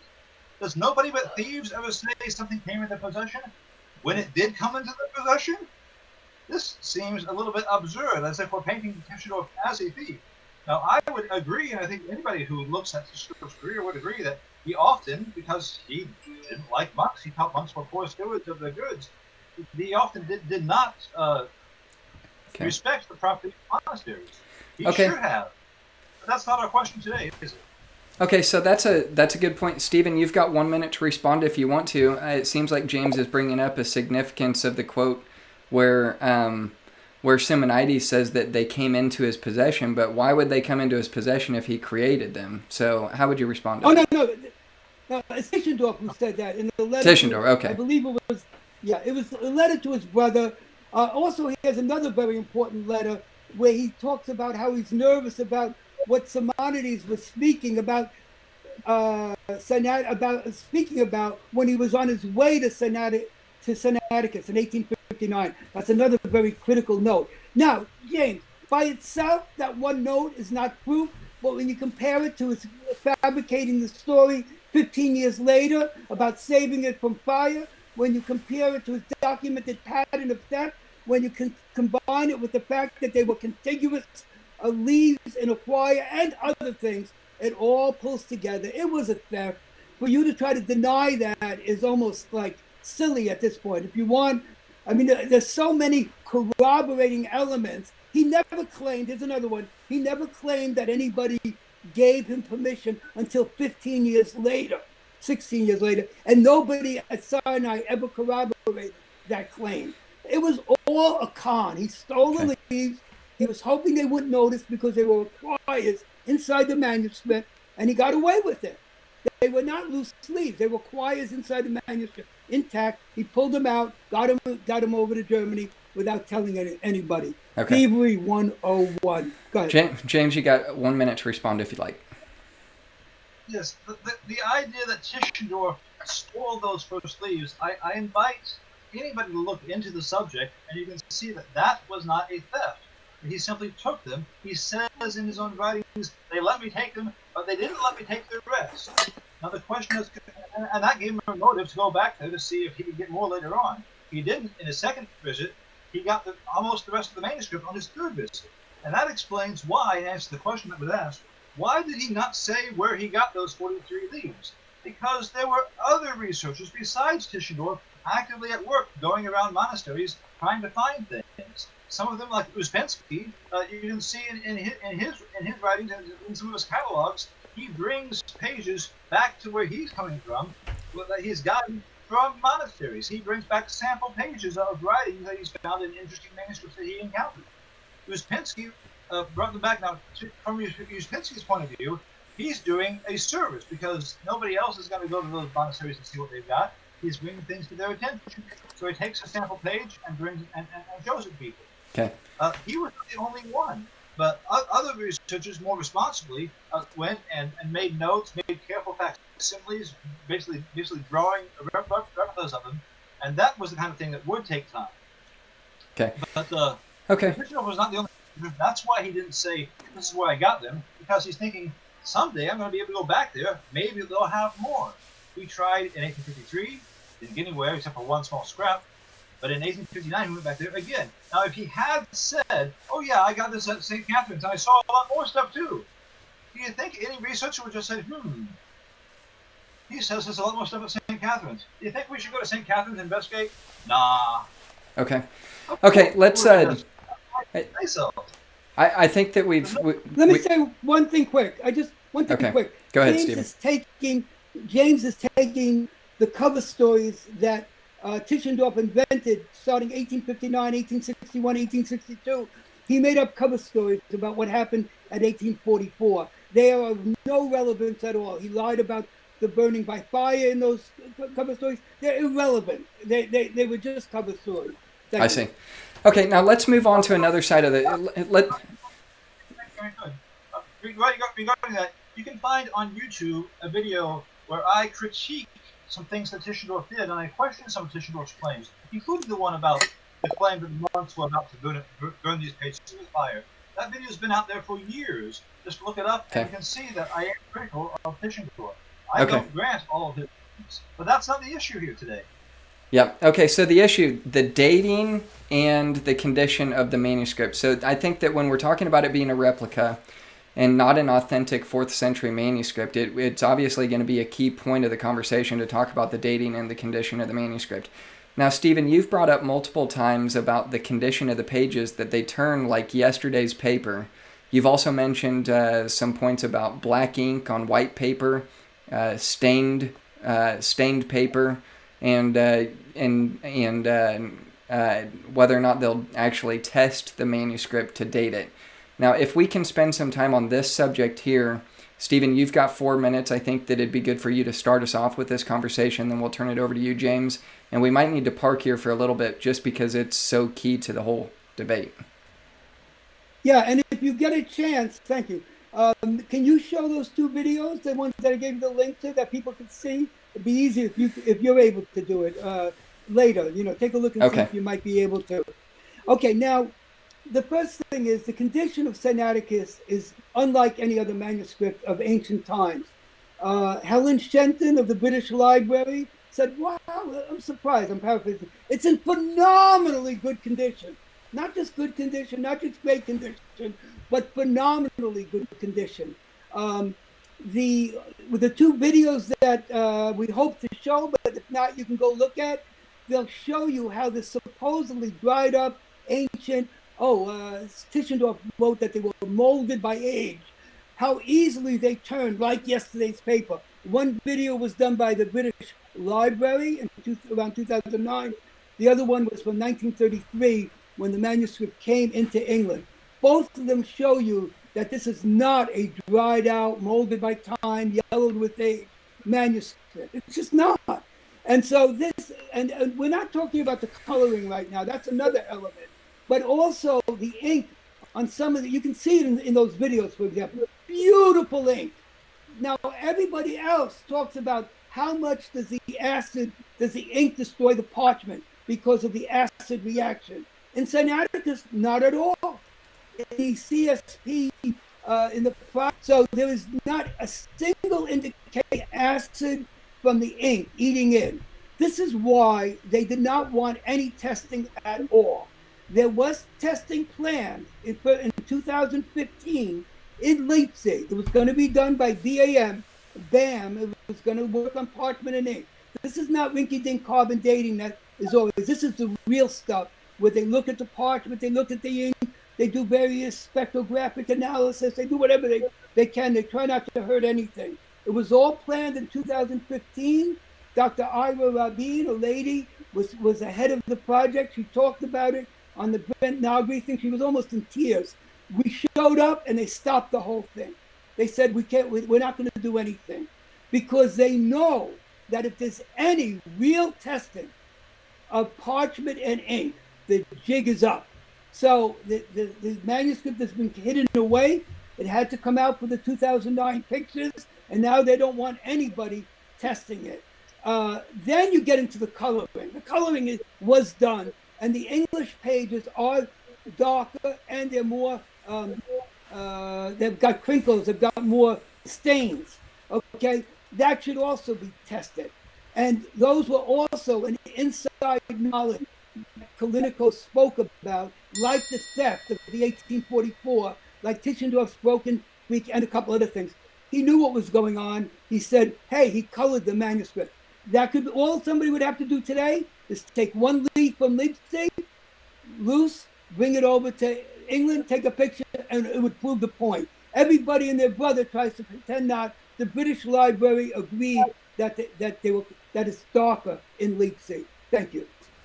Okay, and I'm sorry, darker in British Library. Darker at the British Library. Go ahead. And I'm trying to pull that video up. James, I want to give you a chance to respond for 4 minutes, and then once you're done with your 4-minute response, if I can pull that video up, I will, and then we'll get a response from there. So James, let me get 4 minutes on the clock, and whenever you're ready. It might be a distraction to see that video. It sounds small at least. But yeah, to proceed. Codex Sinaiticus being kept at Mount Sinai was kept in a dry climate. It wasn't like the climates in Egypt where things kind of basically are hurt at a greater rate. But also regarding the ink, we do see some manuscripts where the actual ink has eaten the parchment, so we kind of have a silhouette of letters instead of most of the actual letters. That's partly a result of the composition of the ink. Not all ink is created equal. There's some kinds of ink you can make out of that involves a certain kind of nut. There's also iron-based ink, and these two inks do not react the same way to parchment. So that's one factor. But if you go through the pages of Sinaiticus, you will see some pages where the ink is all nice and clear, but you'll also see other pages where the ink's been reinforced, where somebody else, without nearly as good a handwriting, has come along and written over some of the letters on that page. There are also some pages that are damaged. There are also some pages, as I already showed, some pages that are quite decayed to an extent. So what we see is the part that has survived. That's the part that looks good, and that's when we look at the manuscript. Are we complaining because it has survived so long? That's the beauty of the Egyptian climate. It allows much better preservation than other climates. It's not because the Egyptian manuscripts are necessarily better in terms of their text, but in terms of anything that gets left in Egypt to be preserved, it has a natural advantage because of the dryness of the climate. So that's really all we see. As far as the color is concerned, I would just say, viewers, please find Kevin McGrain's article at academia.edu. That's the website. He examines this claim. Is David W. Daniels' Codex Sinaiticus evidence a fake?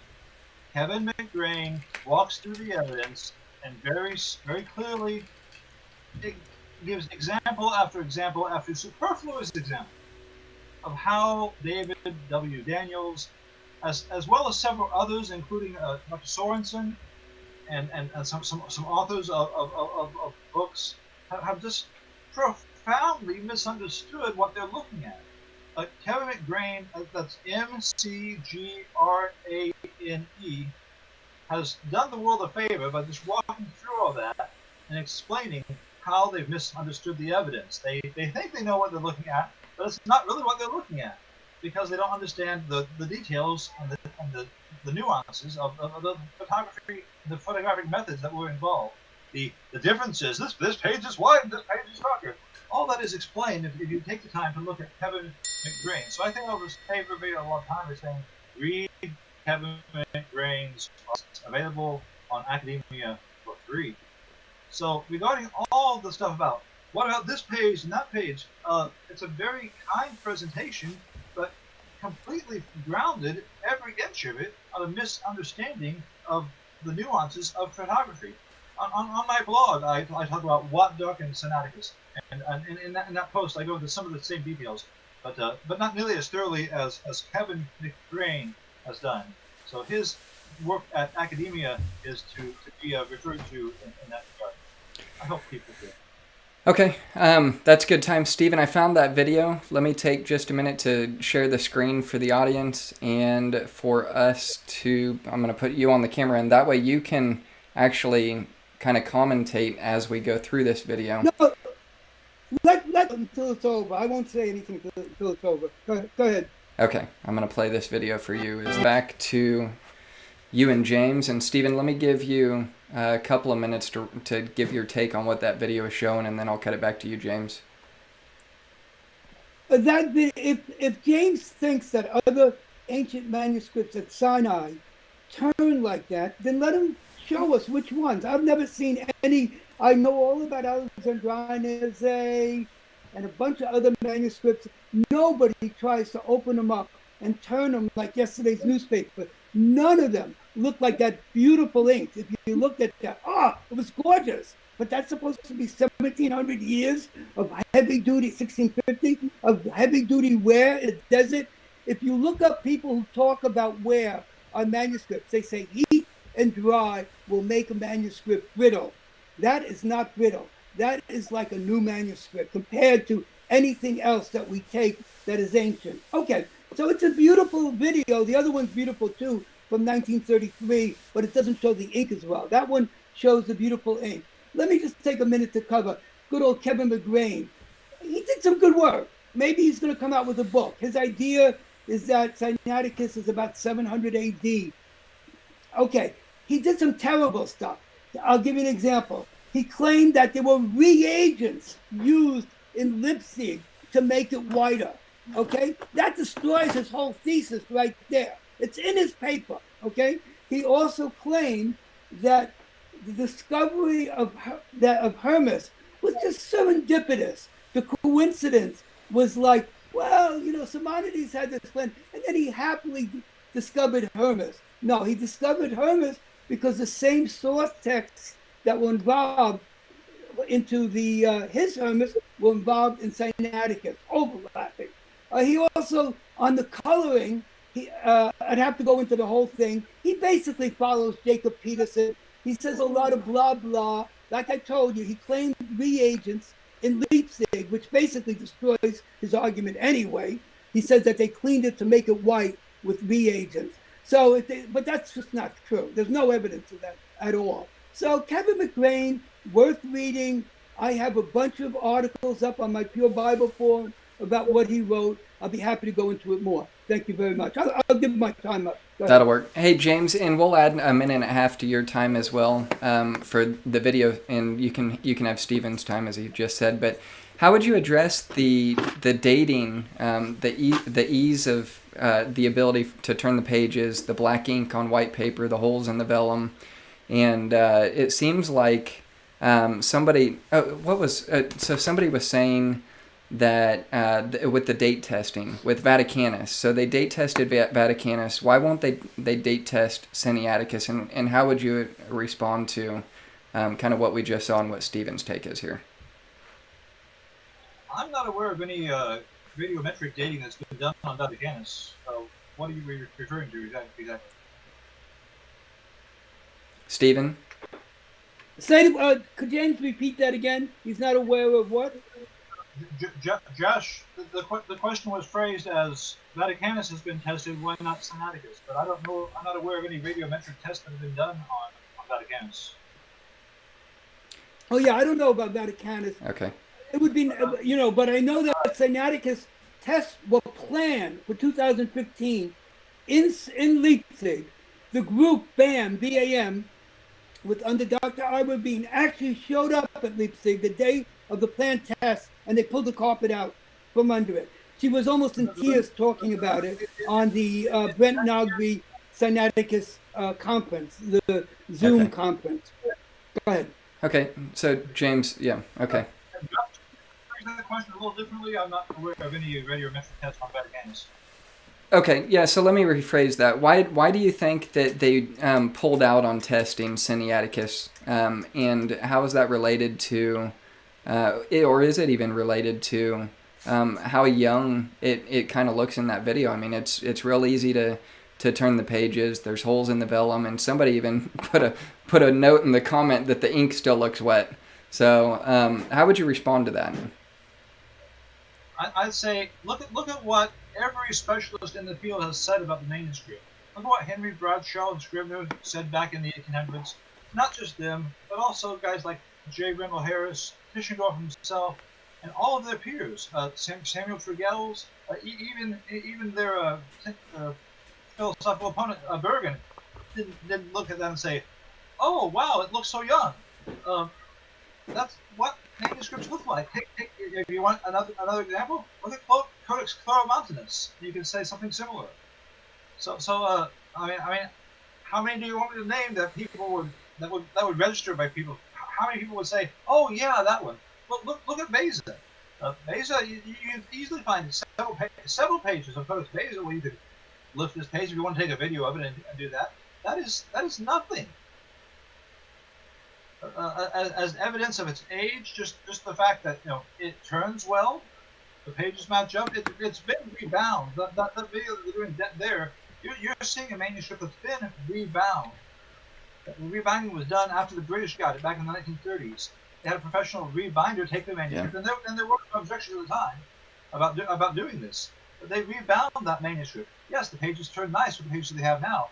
Look at the pages from the new finds, and they tell a completely different story. You will see pages that are damaged. And those pages, again, are very significant for the whole idea that Stephen is trying to promote, the idea that Constantine Simonides made the manuscript. Simonides said, and if we can I see a Sonatosaur again? Let's see here. Yep, there it is. Sonatosaur has a message for everybody, from David Daniels to David Sorensen and everybody else, that says, "Hello, I came to deliver a message," and that message is Simonides claimed that he had stopped writing Hermes because the skins failed, because I reached the end of the manuscript I was working from. In real life, Sonatosaur says Simonides was lying to you all. He was lying to try to embarrass an opponent in Europe, namely Tischendorf.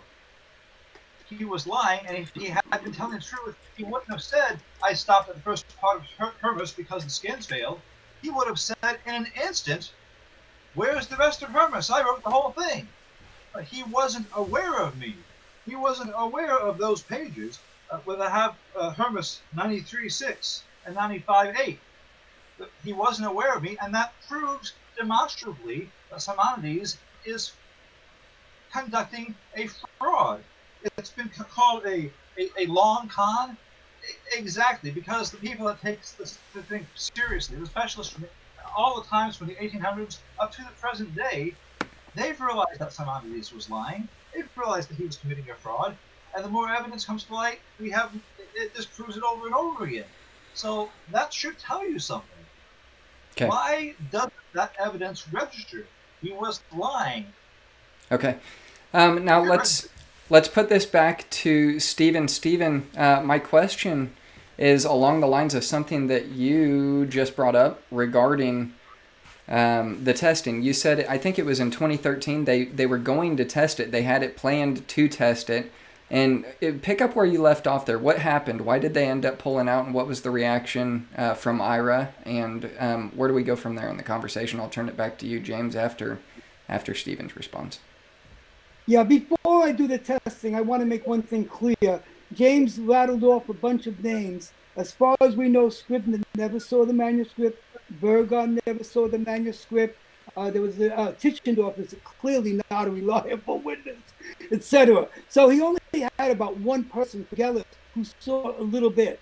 So it doesn't mean much to say that people said it was a beautiful manuscript if they only saw the Tischendorf facsimile, which lied about the condition. Okay, now to the condition. I met Dr. Ira Rabin in 2014 in Hofstra University. She was all excited that they would go to Sinaiticus in Leipzig in 2015. The bottom line is when they got there, and this I just found out a month or two ago at the Zoom conference that was hosted by Brent Nogden, when they got there to Leipzig to do the test with the test equipment in hand, Leipzig shut the door on them. Said, nope, it's over. We're not doing it. That's basically what happened. Leipzig, I don't think will ever do it. They're very, very nervous over there. They don't want to discuss anything. I think Ira said that she was still trying to make a connection with London. They might be willing, but the libraries have a lot to lose when a test blows up in their face. So unless there was a lot of very strong, clear insistencies, they're not going to do it. They're going to live with the situation as it is because they'd rather have a bird in their hand, a checkered manuscript, than nothing when it's found out that the ink is 200 years old. The spots with the three inks. One is supposed to be 1835, one is supposed to be 350, and one's supposed to be a correction from 1100. If you go to my page on paleographic puzzles, you'll have a lot of fun. Thank Perfect. You. Okay, James, back to you. Yes, look at the people that you have access to, the people that were involved in the Codex Sinaiticus project, the folks that made the codexsinaiticus.org website.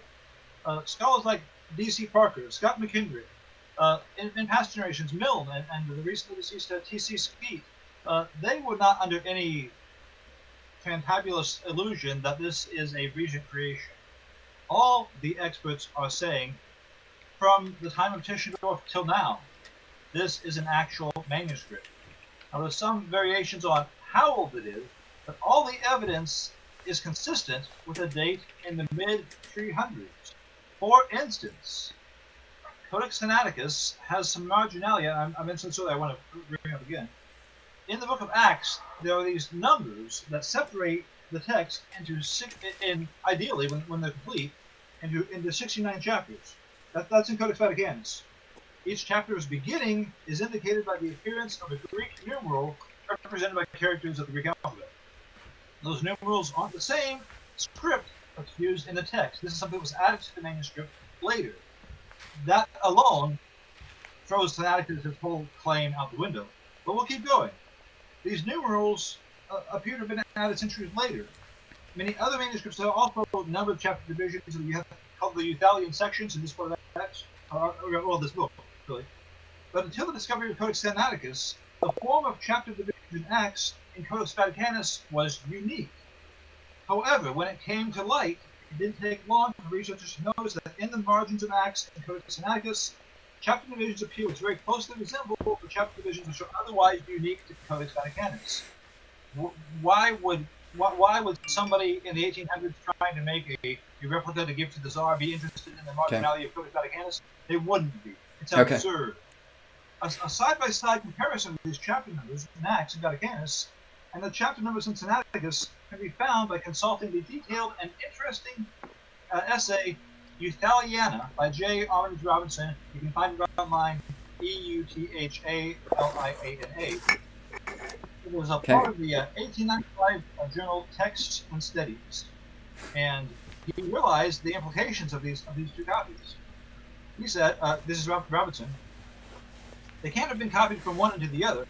Nearly a third of the numbers from 42 on are not found in Sinaiticus. We must go back to a common source, some manuscript which gave its numeration to them both, and this seems to imply that Aleph, that is Sinaiticus, and B, or Aleph, were at an early stage of the history lying side by side in the same library. All right, James. Part of those texts that need to be part of it. That can't be ignored holistically. Okay. All right. So we didn't have time to go through a lot of two of the other 6 points that we had. One of them was going to be impossible variants, and probabilities. So I would like to give 5 minutes for each of you on impossible variants and probabilities. Stephen, if you wanted to do that, you can. If not, we can go to closing statements and go from there. I want to answer two things that he brought up there, and I Okay. want to take a 1-minute break, so I'll be right back. Okay.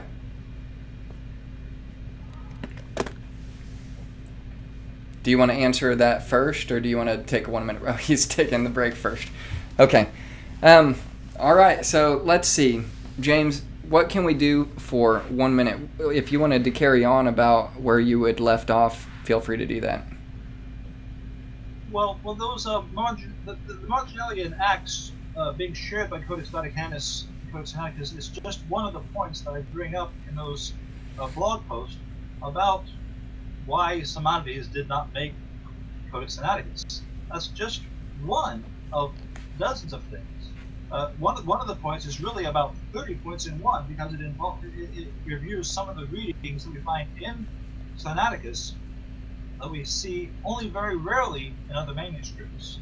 It's not the kind of thing that a person would pull out of something in the early 1800s, because there was no such thing. There were some manuscripts where the readings were, some of the readings were known, but lots of them are confined among all the major manuscripts through Vaticanus. That's why the parallels between Vaticanus and Sinaiticus are so interesting. So can I ask you a question in that regards?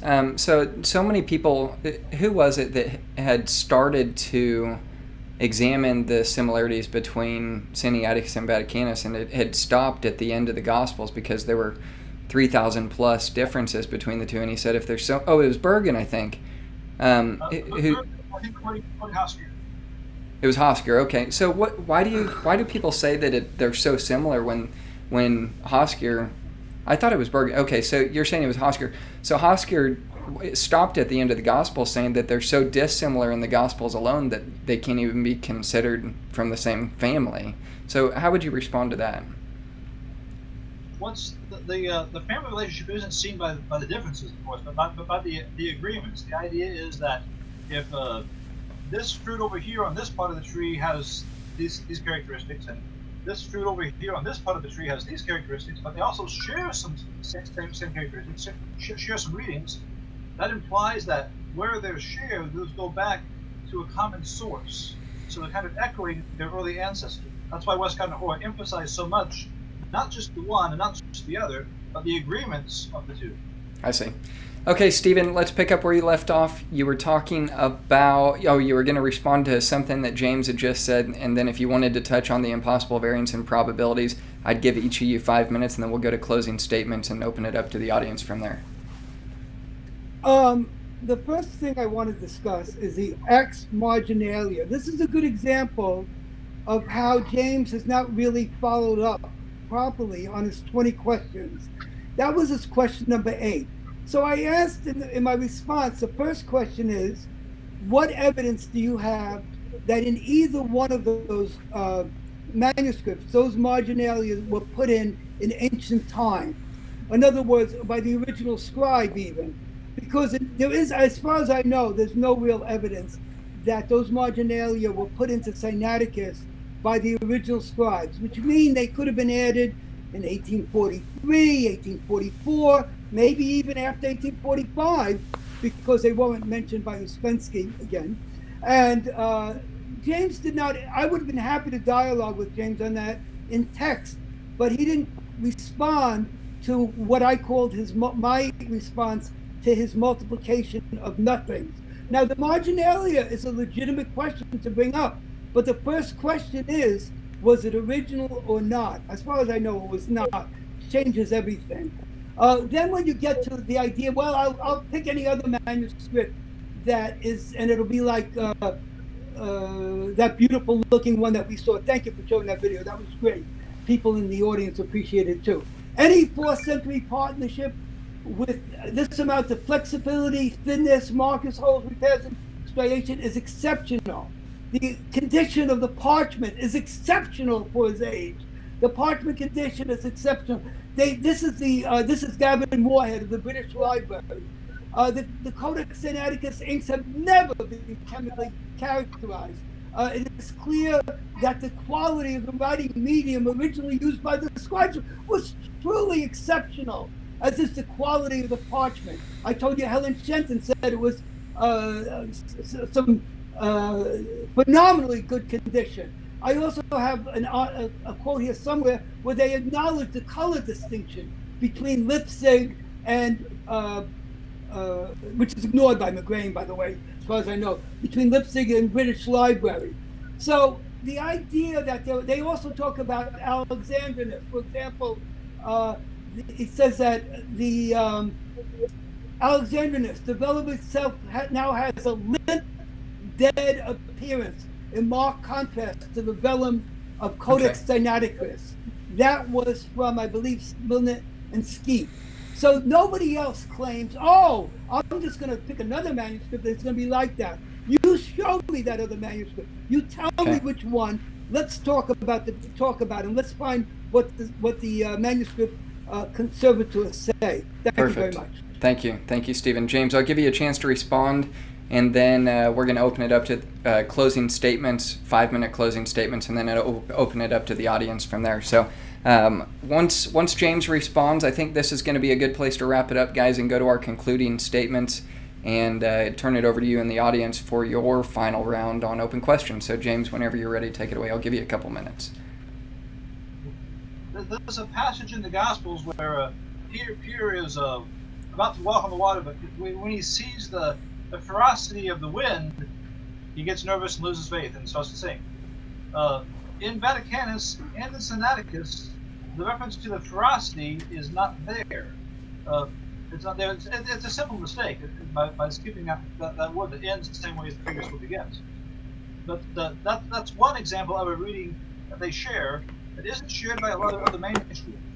There's also another feature of the text of Codex Sinaiticus that demonstrates, again, overwhelmingly that Simonides claims in his 1860s articles is a tissue of lies. Because when you look at the text of John in the opening chapters 1 through 7, maybe a little bit of chapter 8, the text type changes. In other words, it's a different localized form of the text. It goes from being the Alexandrian text with a lot of agreements with Vaticanus to being a Western text, almost like Codex B, but not just like any Western text. Urban has looked into those chapters and found that it was very similar to a text that Origen commented on as being the text that was used by one of Origen's adversaries, a Gnostic adversary. In those particular chapters, the opening chapters of John, the text changes its character. The idea that Constantine Simonides, in any of his subjects writing about it, he says, no, this was all from the same source, this Sosima edition that was edited by my uncle, of all of which we only have Simonides' word for it. But the readings change and the character of the text changes in those chapters, which again does not interlock at all with what Simonides claimed, but does interlock with a scenario in the mid-300s where copyists at Caesarea were trying to salvage copies that were going to decay if they didn't put them down on parchment. I see. So again, every bit of evidence collides repeatedly with what Simonides was claiming and interlocks with a scenario in the 300s. When it comes to marginalia in Acts, no, I'm not claiming that these are original marks. Did you not hear what I was just saying? Look up Euthaliana, download it, read it, and you'll see that it says that what is happening is there's a source out there somewhere after both manuscripts are produced that somebody puts down these numbers in the margin in both manuscripts. But these numbers are uniquely to both manuscripts. And that means that it's not connected to anybody in the 1800s. Okay, so I'm going to leave this up to you guys. Do you want to have a 1-minute response each, or do you want to go and say, hey, you know what, there's so much more we can talk about, and it would have to be another time, and go to closing statements? I'll leave that to you, Stephen and James. Do you want to have a 1-minute response each to what we just brought up here, or do you want to go to concluding statements? It's about 5:50. I'm okay wrapping it up and going to conclude statements. Sounds good. Stephen, I'm going to turn it over to you first, and you'll have 5 minutes for your closing statement. Whenever you're ready, I'll start the clock. So this manuscript appears pretty much out of nowhere, fitting the desire that Tischendorf would find rich materials. There's all sorts of indications that it is a new manuscript, as we just discussed. Yet it was called old, and people who never saw the manuscript were forced to work with the facsimile given by Tischendorf, combined with Tischendorf's false representation, like molded by age, yellowed with age. They were forced to use his facsimile and his false, and using those materials, people like Scribner said, oh, it must have been yellow with age. It must have been an ancient manuscript. Yet you just saw the manuscript. It was never yellow with age, which is why good old Kevin McGrain theorized, with no evidence at all, that Leipzig applied a reagent to make it white. You know, so the whole thing is upside down Meshuggah in terms of the condition of the manuscript. The coloring is there to see. Anybody could prove it in 1 hour or 2 hours, taking one sheet from Leipzig and flying over to England where they're bound. They're not bound in Leipzig, and compare them, and you would have the complete answer. But they don't want to do that because it would prove that not only was the British parchment aged with yellow, staining all wildly. You can see it yourself. Also, each page is different in the British. They're not consistent. If you go to the 43 folia in Leipzig, they're all consistent, except maybe the first one or last one. They're all consistent, all clean as a whistle, all with bright ink, except basically. Now, at one point, James said that, well, some of the ink isn't bright. That's true.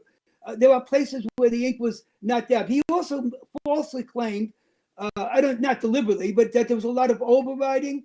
I've researched that. There's virtually no overwriting in Sinaiticus. Very minimal, a couple of letters here and there. They have a lot of myths that they propagate about acid ink, overwriting, etc.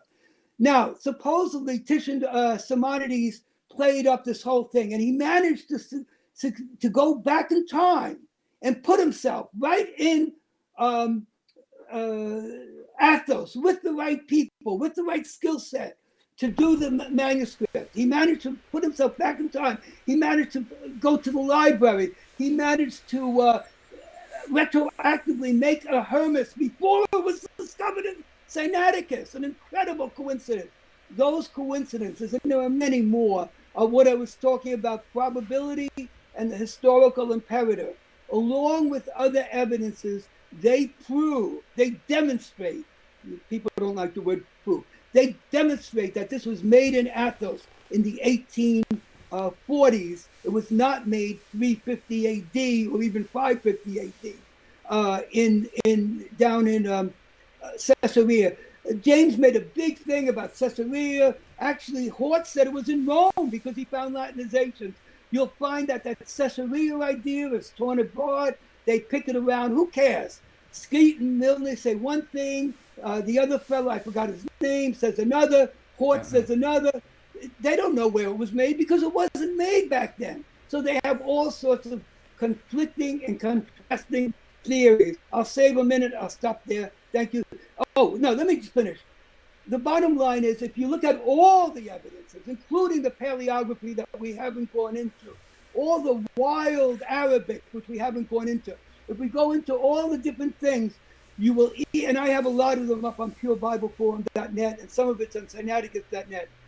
I believe any reasonable person will at least come to the conclusion that it is very possibly not 4th century, but 1800s. But everybody has to look at it on themselves. The purpose of this discussion was to pique the interest of my brothers and sisters in Jesus, that they'll look into it more carefully, more fully. And I thank you very much. Thanks, Joshua. Perfect. Thank you, Stephen. I'm going to cut it back to you, James, and give you 5 minutes for your closing statement whenever you're ready. Oh, I got you muted. Sorry. Here, let me start over if you would. I missed that introduction there. Here's Codex Sinaiticus.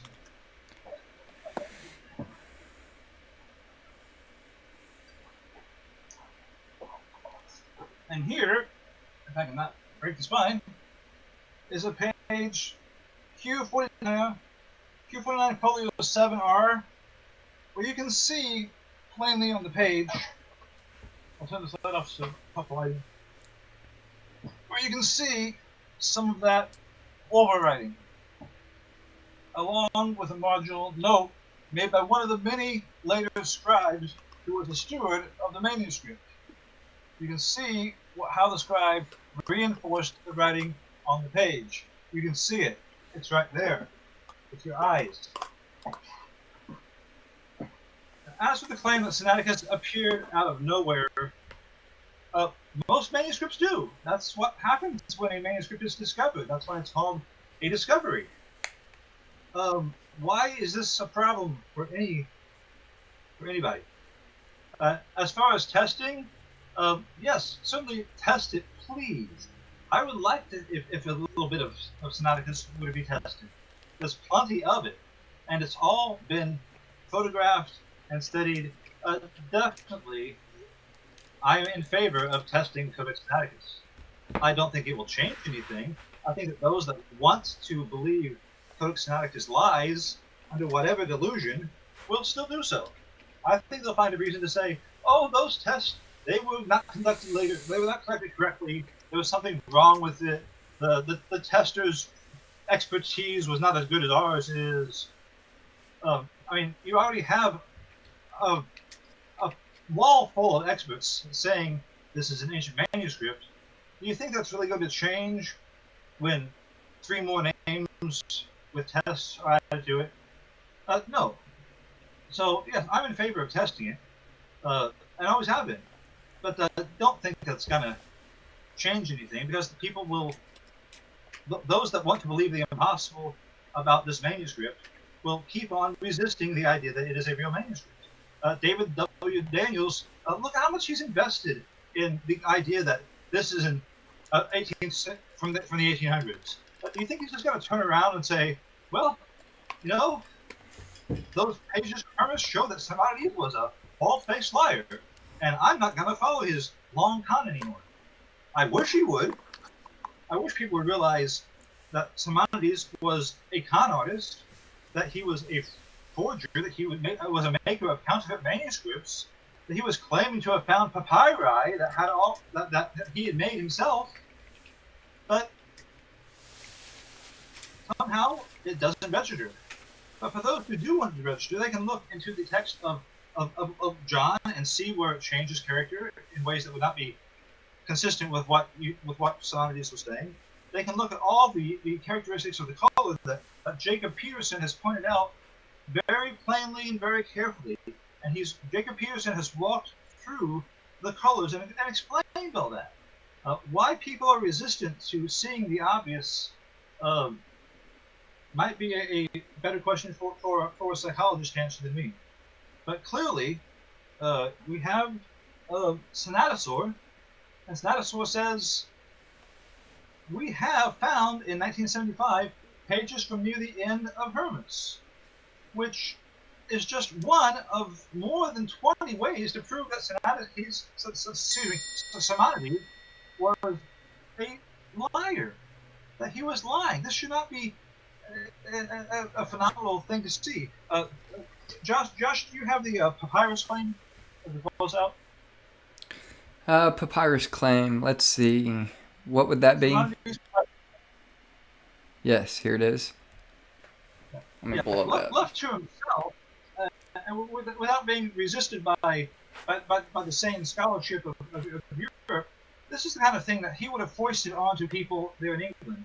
He tried to tell them, when I was at that monastery, I didn't just have this manuscript that I had made. Why, I had all these other things too.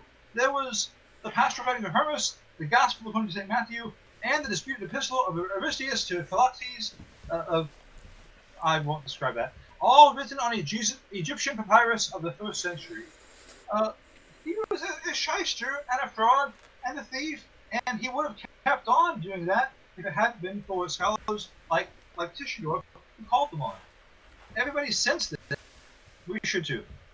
Perfect. Hey, I think that's a great place to conclude for our debate, guys. We're going to open it up to you in the audience. Now would be the time if you would like to get a question in. You can call in 816-866-0025, or you can join the live stream by clicking the link in the description box on whatever platform it is that you're watching from. It'll work on an iPad, an iPhone, any tablet or computer. So if you want to join the live stream, you can do that too. So join us. Feel free to join us and ask your questions until we get a question that comes in a call or in the live stream invitation. I'm going to take some questions from the chat box. The first question I see in the chat box, and I figured we would go about a half an hour. We've been going for 3 hours so far. We might go less than a half an hour. We'll see what you guys want to do, but we'll see as they come in. Okay, so the first question. Peter Lindstrom says, his bio account of the 1844 trip, quote, travels in the East, does not mention his wastebasket story when discussing his visit to the monastery. I know that it's a statement, but how would you guys respond to that? Because obviously, James, there's the claim that it was found in the wastebasket, they were burning it, and it seems like we had conflicting takes on just what the value was of this manuscript, whether it was being used as kindle for a fire or what. But James, let me get your take on that first. Try to keep it to a minute or two minutes, and then we'll cut it to you, Stephen. Yeah. That story has one person as its basis, and that is Tischendorf. There's no way to go back and rewind the videotape. He is the one that says he was there and saw these leaves in a basket. And to save some time, I think I've already got a video at YouTube where I kind of poke a little bit at Tischendorf's claim. I don't think it's a plausible claim. I think either Tischendorf is being dishonest to try to paint himself as a hero, or else he misunderstood what was being said to him and misunderstood what he was seeing in front of him. It's possible that the monks were simply keeping these manuscripts not in a wastebasket, but just in one of the ordinary baskets that the monastery used. And J. Randall Harris mentions this, by the way. J. Randall Harris being another researcher of the 1800s who visited Mount Sinai in the 1880s at least. And having a basket does not mean it's a wastebasket. Tischendorf may have simply misunderstood what he saw, and naturally, with his bias against the monks in play, we may be seeing the effect of that bias and that element of his recollection of events. That when he sees a wastebasket, he thinks it's a wastebasket, but it's not really a wastebasket. It's just a basket. It's kind of like if you weren't familiar with what libraries do when people return books, a person's coming to an American library for the first time and seeing people put books in the book return, they might think, why are they throwing books in the trash? So okay. Tischendorf might have seen something like that happening. But. Okay. All right, Stephen, what's your take? Try to keep it under 2 minutes, and we'll start the clock and go from there.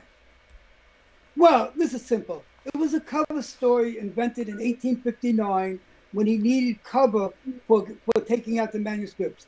The book that Peter mentioned was written in 1847. Of course, he didn't mention it. He hadn't come up with that big lie yet.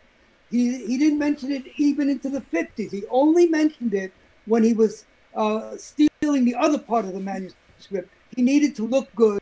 He made up this cover story. Nobody has ever corroborated it for either 1844 or 1859 from the monastery. It was just part of the long con. I noticed that James likes that term, and he tries to appropriate it for Sinaiticus, but the long con means that the con of hiding the manuscript, keeping it away from Bergen and Hilgenfeld and everybody else, and giving a false report on it has lasted from 1859 to 2020, but it got shaken by the 2009 appearance of the CSP, which helped us prove and demonstrate that it was not an ancient manuscript. Thank you very much. Okay, let's go to our next question. This is from Robert K. Cack. Hope I said your name right? Probably said it wrong, but he says Tischendorf, quote unquote, borrowed the pages, and he never returned them. If someone did that to your car, what would you say? Stephen, let's get your take first, and then we'll cut it back to you, James. Well, I don't make a big deal about it except to say that Tischendorf was a liar and a thief. Why is that important? It makes his whole enterprise checkered, and it also makes the argument that, oh, I caught Simonides on hyperbole over here. Looks silly. I wish James had gone through his other 20 multiplication of nothings. He's stuck with about 2 of them, and really meaningless, of no import, especially the Hermes one. You didn't go into the Arabic one either. But the point is this: Tischendorf lied and thieved. Natalie Shaneska proved that he was a thief of manuscripts, not just Sinaiticus.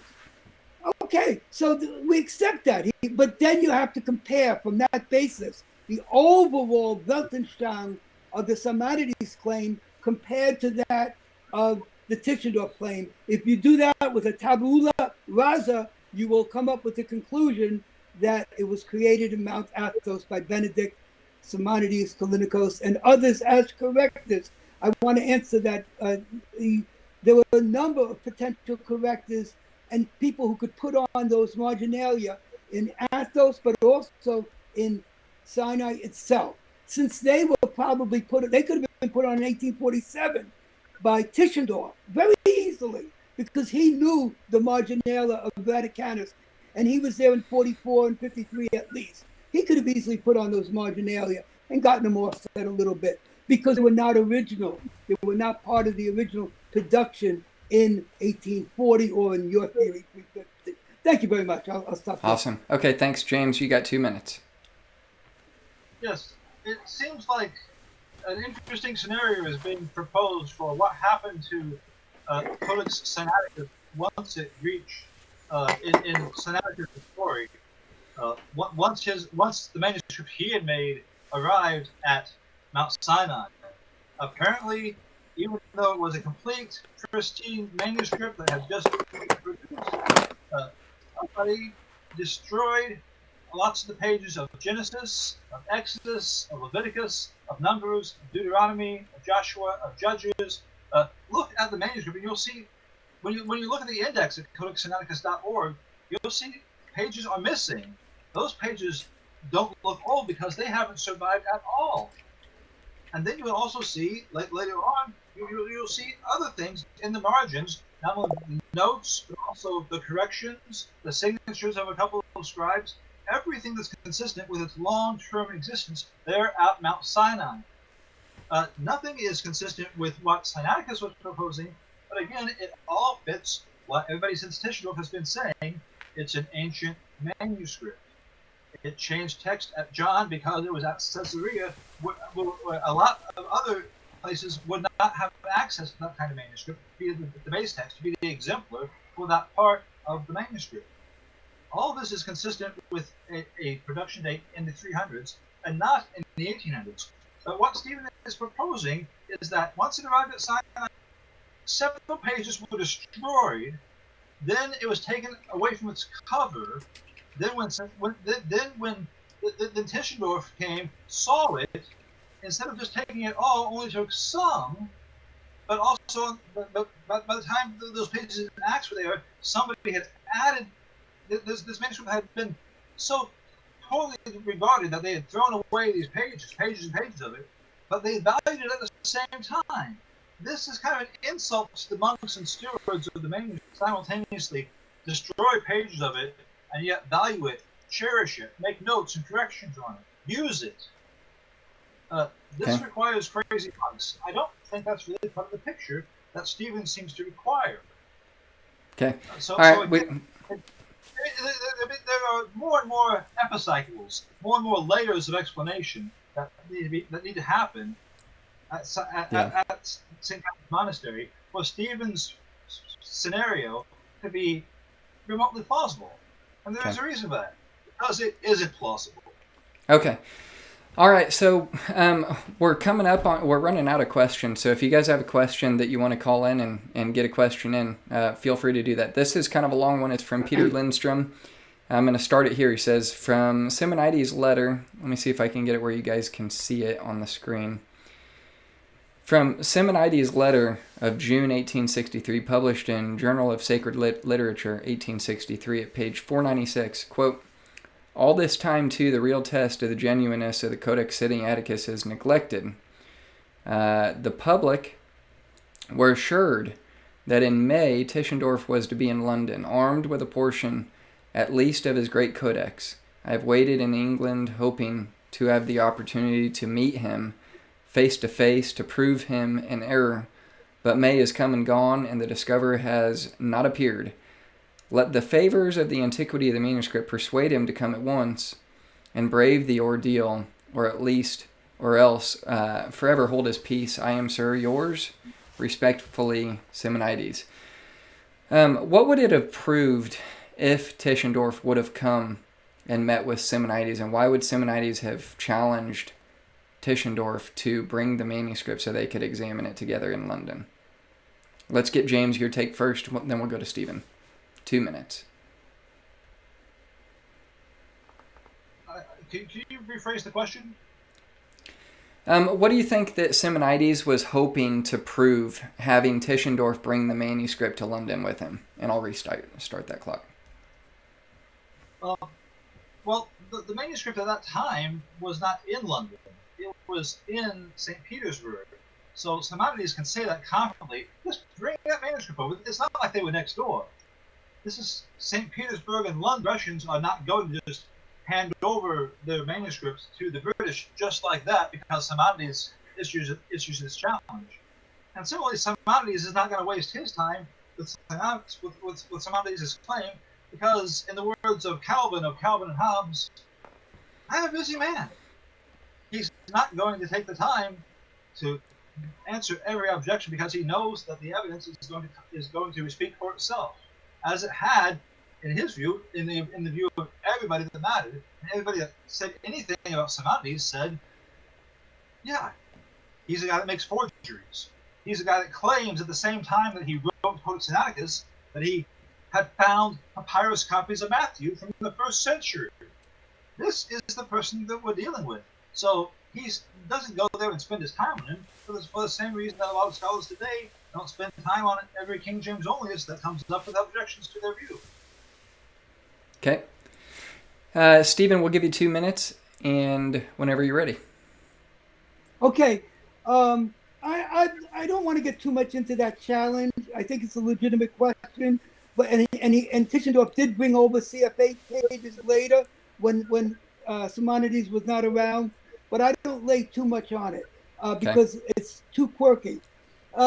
Second, James said, how could they touch the manuscript? Of course they could touch the manuscript. They sort of knew that it was new. It was kicking around. They put Arabic notes on it. Tischendorf could easily have put on the Acts Marginalia. He was there a couple of times. He had people inside with him. There was no sacrosanct sense of the manuscript. It kicked around that monastery for at least 15 years. Anybody could have written any corrections on it. The last thing I want to do in my 2 minutes, I might go over a second. This was written to me by a top forgery-based textual analyst. I can't really give his name out. I'm sorry about that. Trust me if you would. He's top. As for how we know Sinaiticus is from the 4th century, this is actually something I have wondered myself. But this dating seems too deeply entrenched in the scholarship of early Christianity to have a rational discourse about it. That includes, I'm going to make a side note, that includes many of these, there's a John thing here, there's a this here. To have a rational discussion about it. I have no proof of any sort it is dated later, and the 4th century dating may well be right, but it seems to me an example of the sort of thing which becomes canonical at a very early date in the history of modern scholarship, and then becomes virtually incapable of challenge because so many things are built upon that. I don't think I would say this in public because I have better things to do than argue this point and don't have anything substantive to bring to the table in any case. But if you want my opinion between us, that is it, such as it is. He's talking about a circularity that blinds the scholars. I gave you an example in Revelation where they have to come up with a crazy theory that Sinaiticus was a precursor of the Andreas commentary. Everything is circular. James has given us a bunch of good examples of that type of deeply entrenched circularity where they assume that Sinaiticus is 4th century and then they try to plug in dots awkwardly. Thank you very much. All right, thank you, Stephen. James, I know you want to respond to that. Let's give you 2 minutes for a response if you want to. Yes.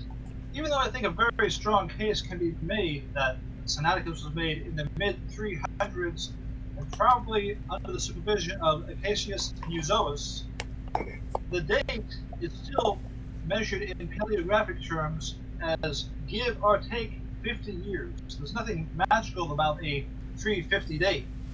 So that's not, I don't see how that could be anything like a key point. But as far as not being from the 1800s, not being the work of Sinaiticus, that is a different level of question. And when we come to the point of Stephen seemed to just kind of shrug that off and propose as part of his theory, besides Constantine making this manuscript in 8 months, and besides all these other things happening, but also somebody at Mount Sinai added in those marginalia. What possible motive would they have, and where would they get the data to tell them that in Codex Vaticanus, which was just discovered, was just published analytically by Birch earlier in the 1800s, what concept, words fail me when I ask, what, other than an irrational assumption that it must be this way, would anybody add in marginalia, but also add in distinctly that form which was otherwise only known from Codex Vaticanus? The people that had access to that form of the Italian numbers that we see in both manuscripts, that person wasn't in the 1800s, that person was centuries earlier. So this again should be one more demonstrable refutation of the mountain of deceptions that Simonides made in his long con. Here we are, all this time later, the long con is still being heard and it's still being swallowed. How? Okay. I don't know. All right, perfect, Stephen. Let's turn it back to you. If you want to respond to that, you can.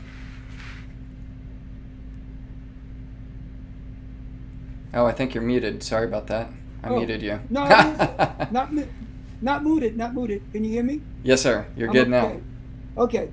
Tischendorf knew all about the marginalia. He was in Rome in 1843. Him or a lieutenant of him or somebody under the Jesuit connection could have easily put that marginalia on. No difficulty at all. It helped from their standpoint to pull off the long con because it had those ancient things of Eusebius or whoever put in the excellence. So, okay, that's all. I said that before. I'll say it again. Okay. All right, so let's go to, I've got another question, and Stephen, I'll get your take on this first and then go to you, James. So Robert Kachek, I might be saying that wrong again, but forgive me if I am. So he says, so what exactly was the name of the work the Simonides produced bearing Irenaeus' name? Actually, that might be to you, James. I think that might be something that you said early on in the presentation. I could be wrong, but I can't remember who that was. Maybe it was you, James. James, you might want to respond to that first. I think he's thinking of Irenaeus, not Irenaeus, an entirely different writer from an entirely different era. Irenaeus, non-Christian. Oh, I see.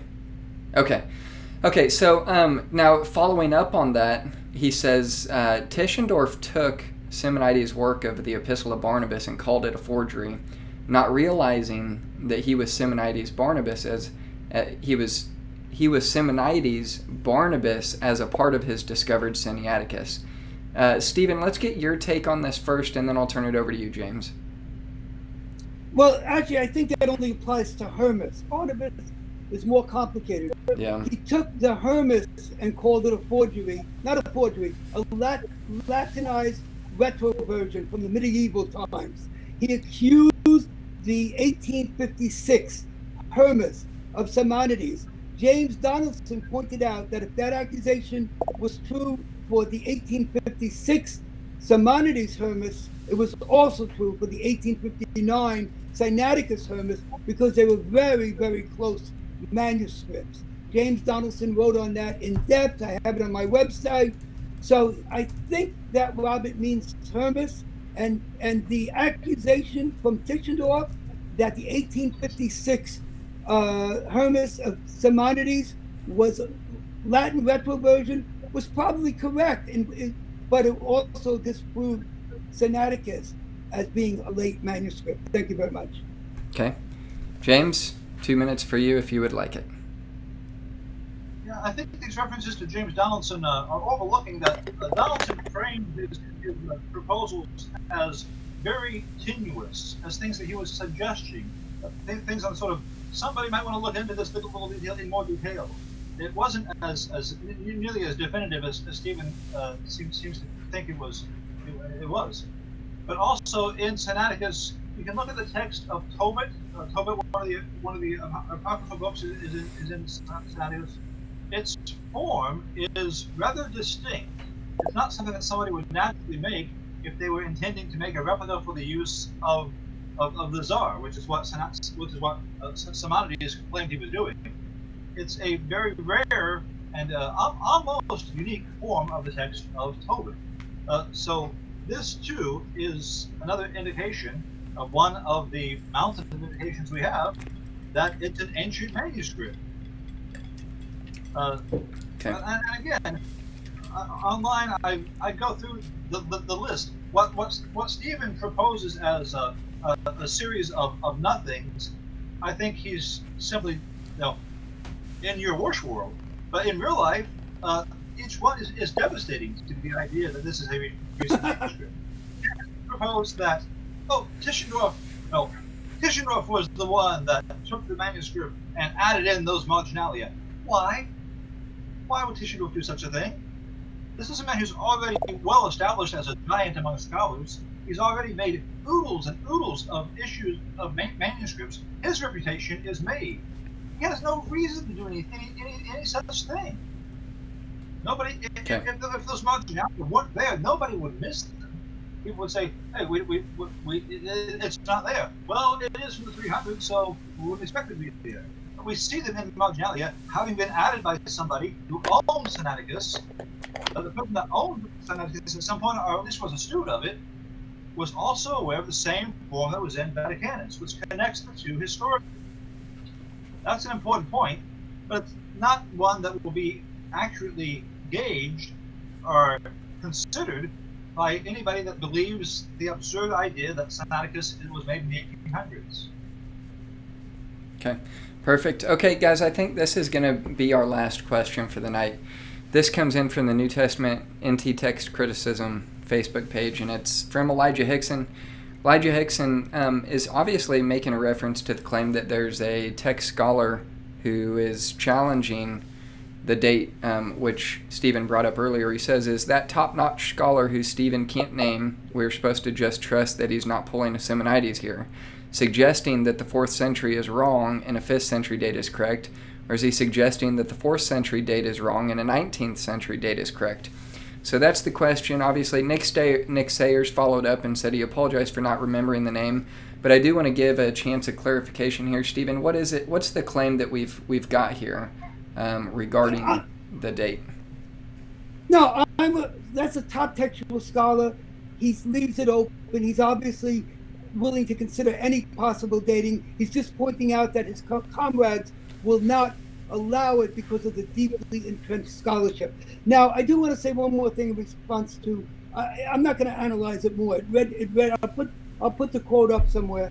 And if Elijah wants me to tell him privately, I might be willing to. I'll have to think about it. Now, he talked about. He's aghast at the idea that Tischendorf could write marginalia to help the idea that it was an ancient manuscript. I think that there's a good chance that Tischendorf also did the colophons, the two of them, that he spirited away, that happened to be in the perfect place when he took those 43 leaves to get them. One of them, both of them actually, matched very closely with a colophon that he got off another manuscript that he worked on about 2 years previously. So I think that if somebody tested the ink, they could probably find out very quickly if that ink was 1800s or 300s. But I would say that not only the marginalia are very likely put in under the auspices of Tischendorf, because they were not original to the manuscript, but the same thing to the two colophons, the Esther and the Esdras ones, if I have that right. Go ahead. That'll work. James, do you want to respond to that? Well, yes. In Sinaiticus, there's a portion of Limiting Chronicles where the copyist in charge of producing the manuscript accidentally duplicated a portion of text. That's why we have the three crosses. If you look up Christoph Lake's photographic facsimile of the manuscript, he points this out. He also points out the note. There's also a translation of the note. I think it's probably more than one source. I think D.C. Parker's book has it. Again, very handy for looking into this sort of thing, such as the Arabic notes that Steven mentioned. I guess Tischendorf or somebody added the Arabic notes too, the ones that are in Sinaiticus. And anything that makes it look ancient would be something added in the 1800s. But when it comes to the date, I think perhaps Brett Nongre, correct me if I'm wrong, but I think that Brett Nongre, not too long ago, proposed expanding the range of production, which would, in theory, take it up to the mid 400s, which would be 5th century. That would rule out the idea that it was made at Caesarea by Cassius and Euzoius. But that's just a simple matter of, technically, do we have an objective basis for limiting it to that particular point? Well, I would say we have definite evidence, reasons not to limit it so much as to indicate that that's where it was made and when it was made. So expanding the range, the possible range, the theoretical range, does not damage or diminish the historical probabilities that are involved. I see.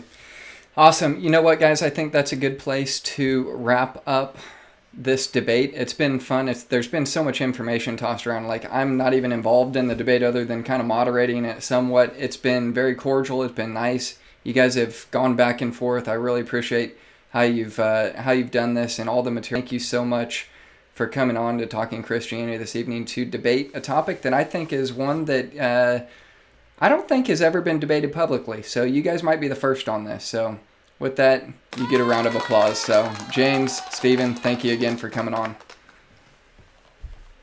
Thank you. Amen. That's good. All right, guys, that's a wrap. I'm going to cut to our closing scene here and kind of give you an update on what's coming down the pipeline. If it'll switch over, my computer's loaded down. So give me just a second. That's going to load up here. We'll be able to get that background music. And okay, so it turned off completely. Not good. Okay. All right, so next week is going to be Will Duffy and R.T. Mullins. We talked about that at the beginning. Will Duffy is an open theist. The manager and founder of opentheism.org, R.T. Mullins, Ryan Mullins, is a Christian philosopher who wrote the book, The End of the Timeless God. We're going to deal with kind of the A theory of time versus B theory of time, static versus linear, chronological, regarding God, the timelessness of God, and how that relates to the incarnation and foreknowledge and soteriology. So that's going to be a really good conversation. You don't want to miss that one. After that is going to be Brian Abishano dealing with Romans 9 and election. And we're going to look at the grammatical argument from 1 John 5:1 in dealing with pre-faith regeneration. So next, we're still working on this one. Dale Tuggy and Edward Dalcour, debate of Trinitarian versus Unitarian. And that's going to be a fun debate if we can work out all the details on it.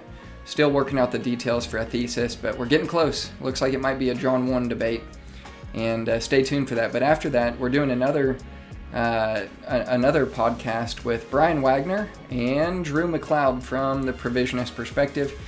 That's going to be on the 24th. God, Time, and Theological Ramifications. The artwork has changed on that, so I'll have to get that updated for the next podcast. But anyways, that's going to be a good conversation, kind of picking up where me and Brian left off in our last podcast together, dealing with God and time. And we're going to get into the incarnation as well in this one. So that's going to be a fun conversation to have. So next, I mentioned earlier that Cole Perkins and I were having a discussion about lordship salvation. And he's not a Calvinist. He comes from more of an Arminian perspective, and I'm free grace.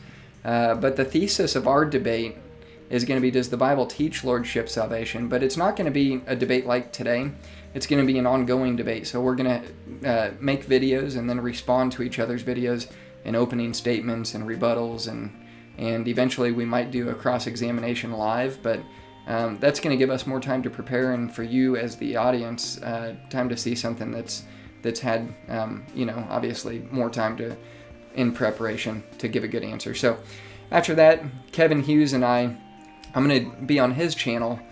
I can't remember what his channel name is, but we're going to be debating baptism. Does baptism regenerate? And he is a Greek Orthodox, so he is obviously going to hold that baptism justifies, it regenerates, and it washes away sin. So anyways, that's what we've got coming down the pipeline, guys. Thank you for staying tuned and hanging in there for this long episode with James Snapp Jr. and Steven Avery. This has been a fun debate, one that I'm sure you've never seen before, and hopefully you'll take this. There's so much that we can build off of, so many things that were brought up in this conversation that need elaborated on, and even in 3.5 hours, it's not enough time. But anyways, guys, I hope that was a blessing to you, and I would say this: God bless you, and I hope you have a good 2021. So with that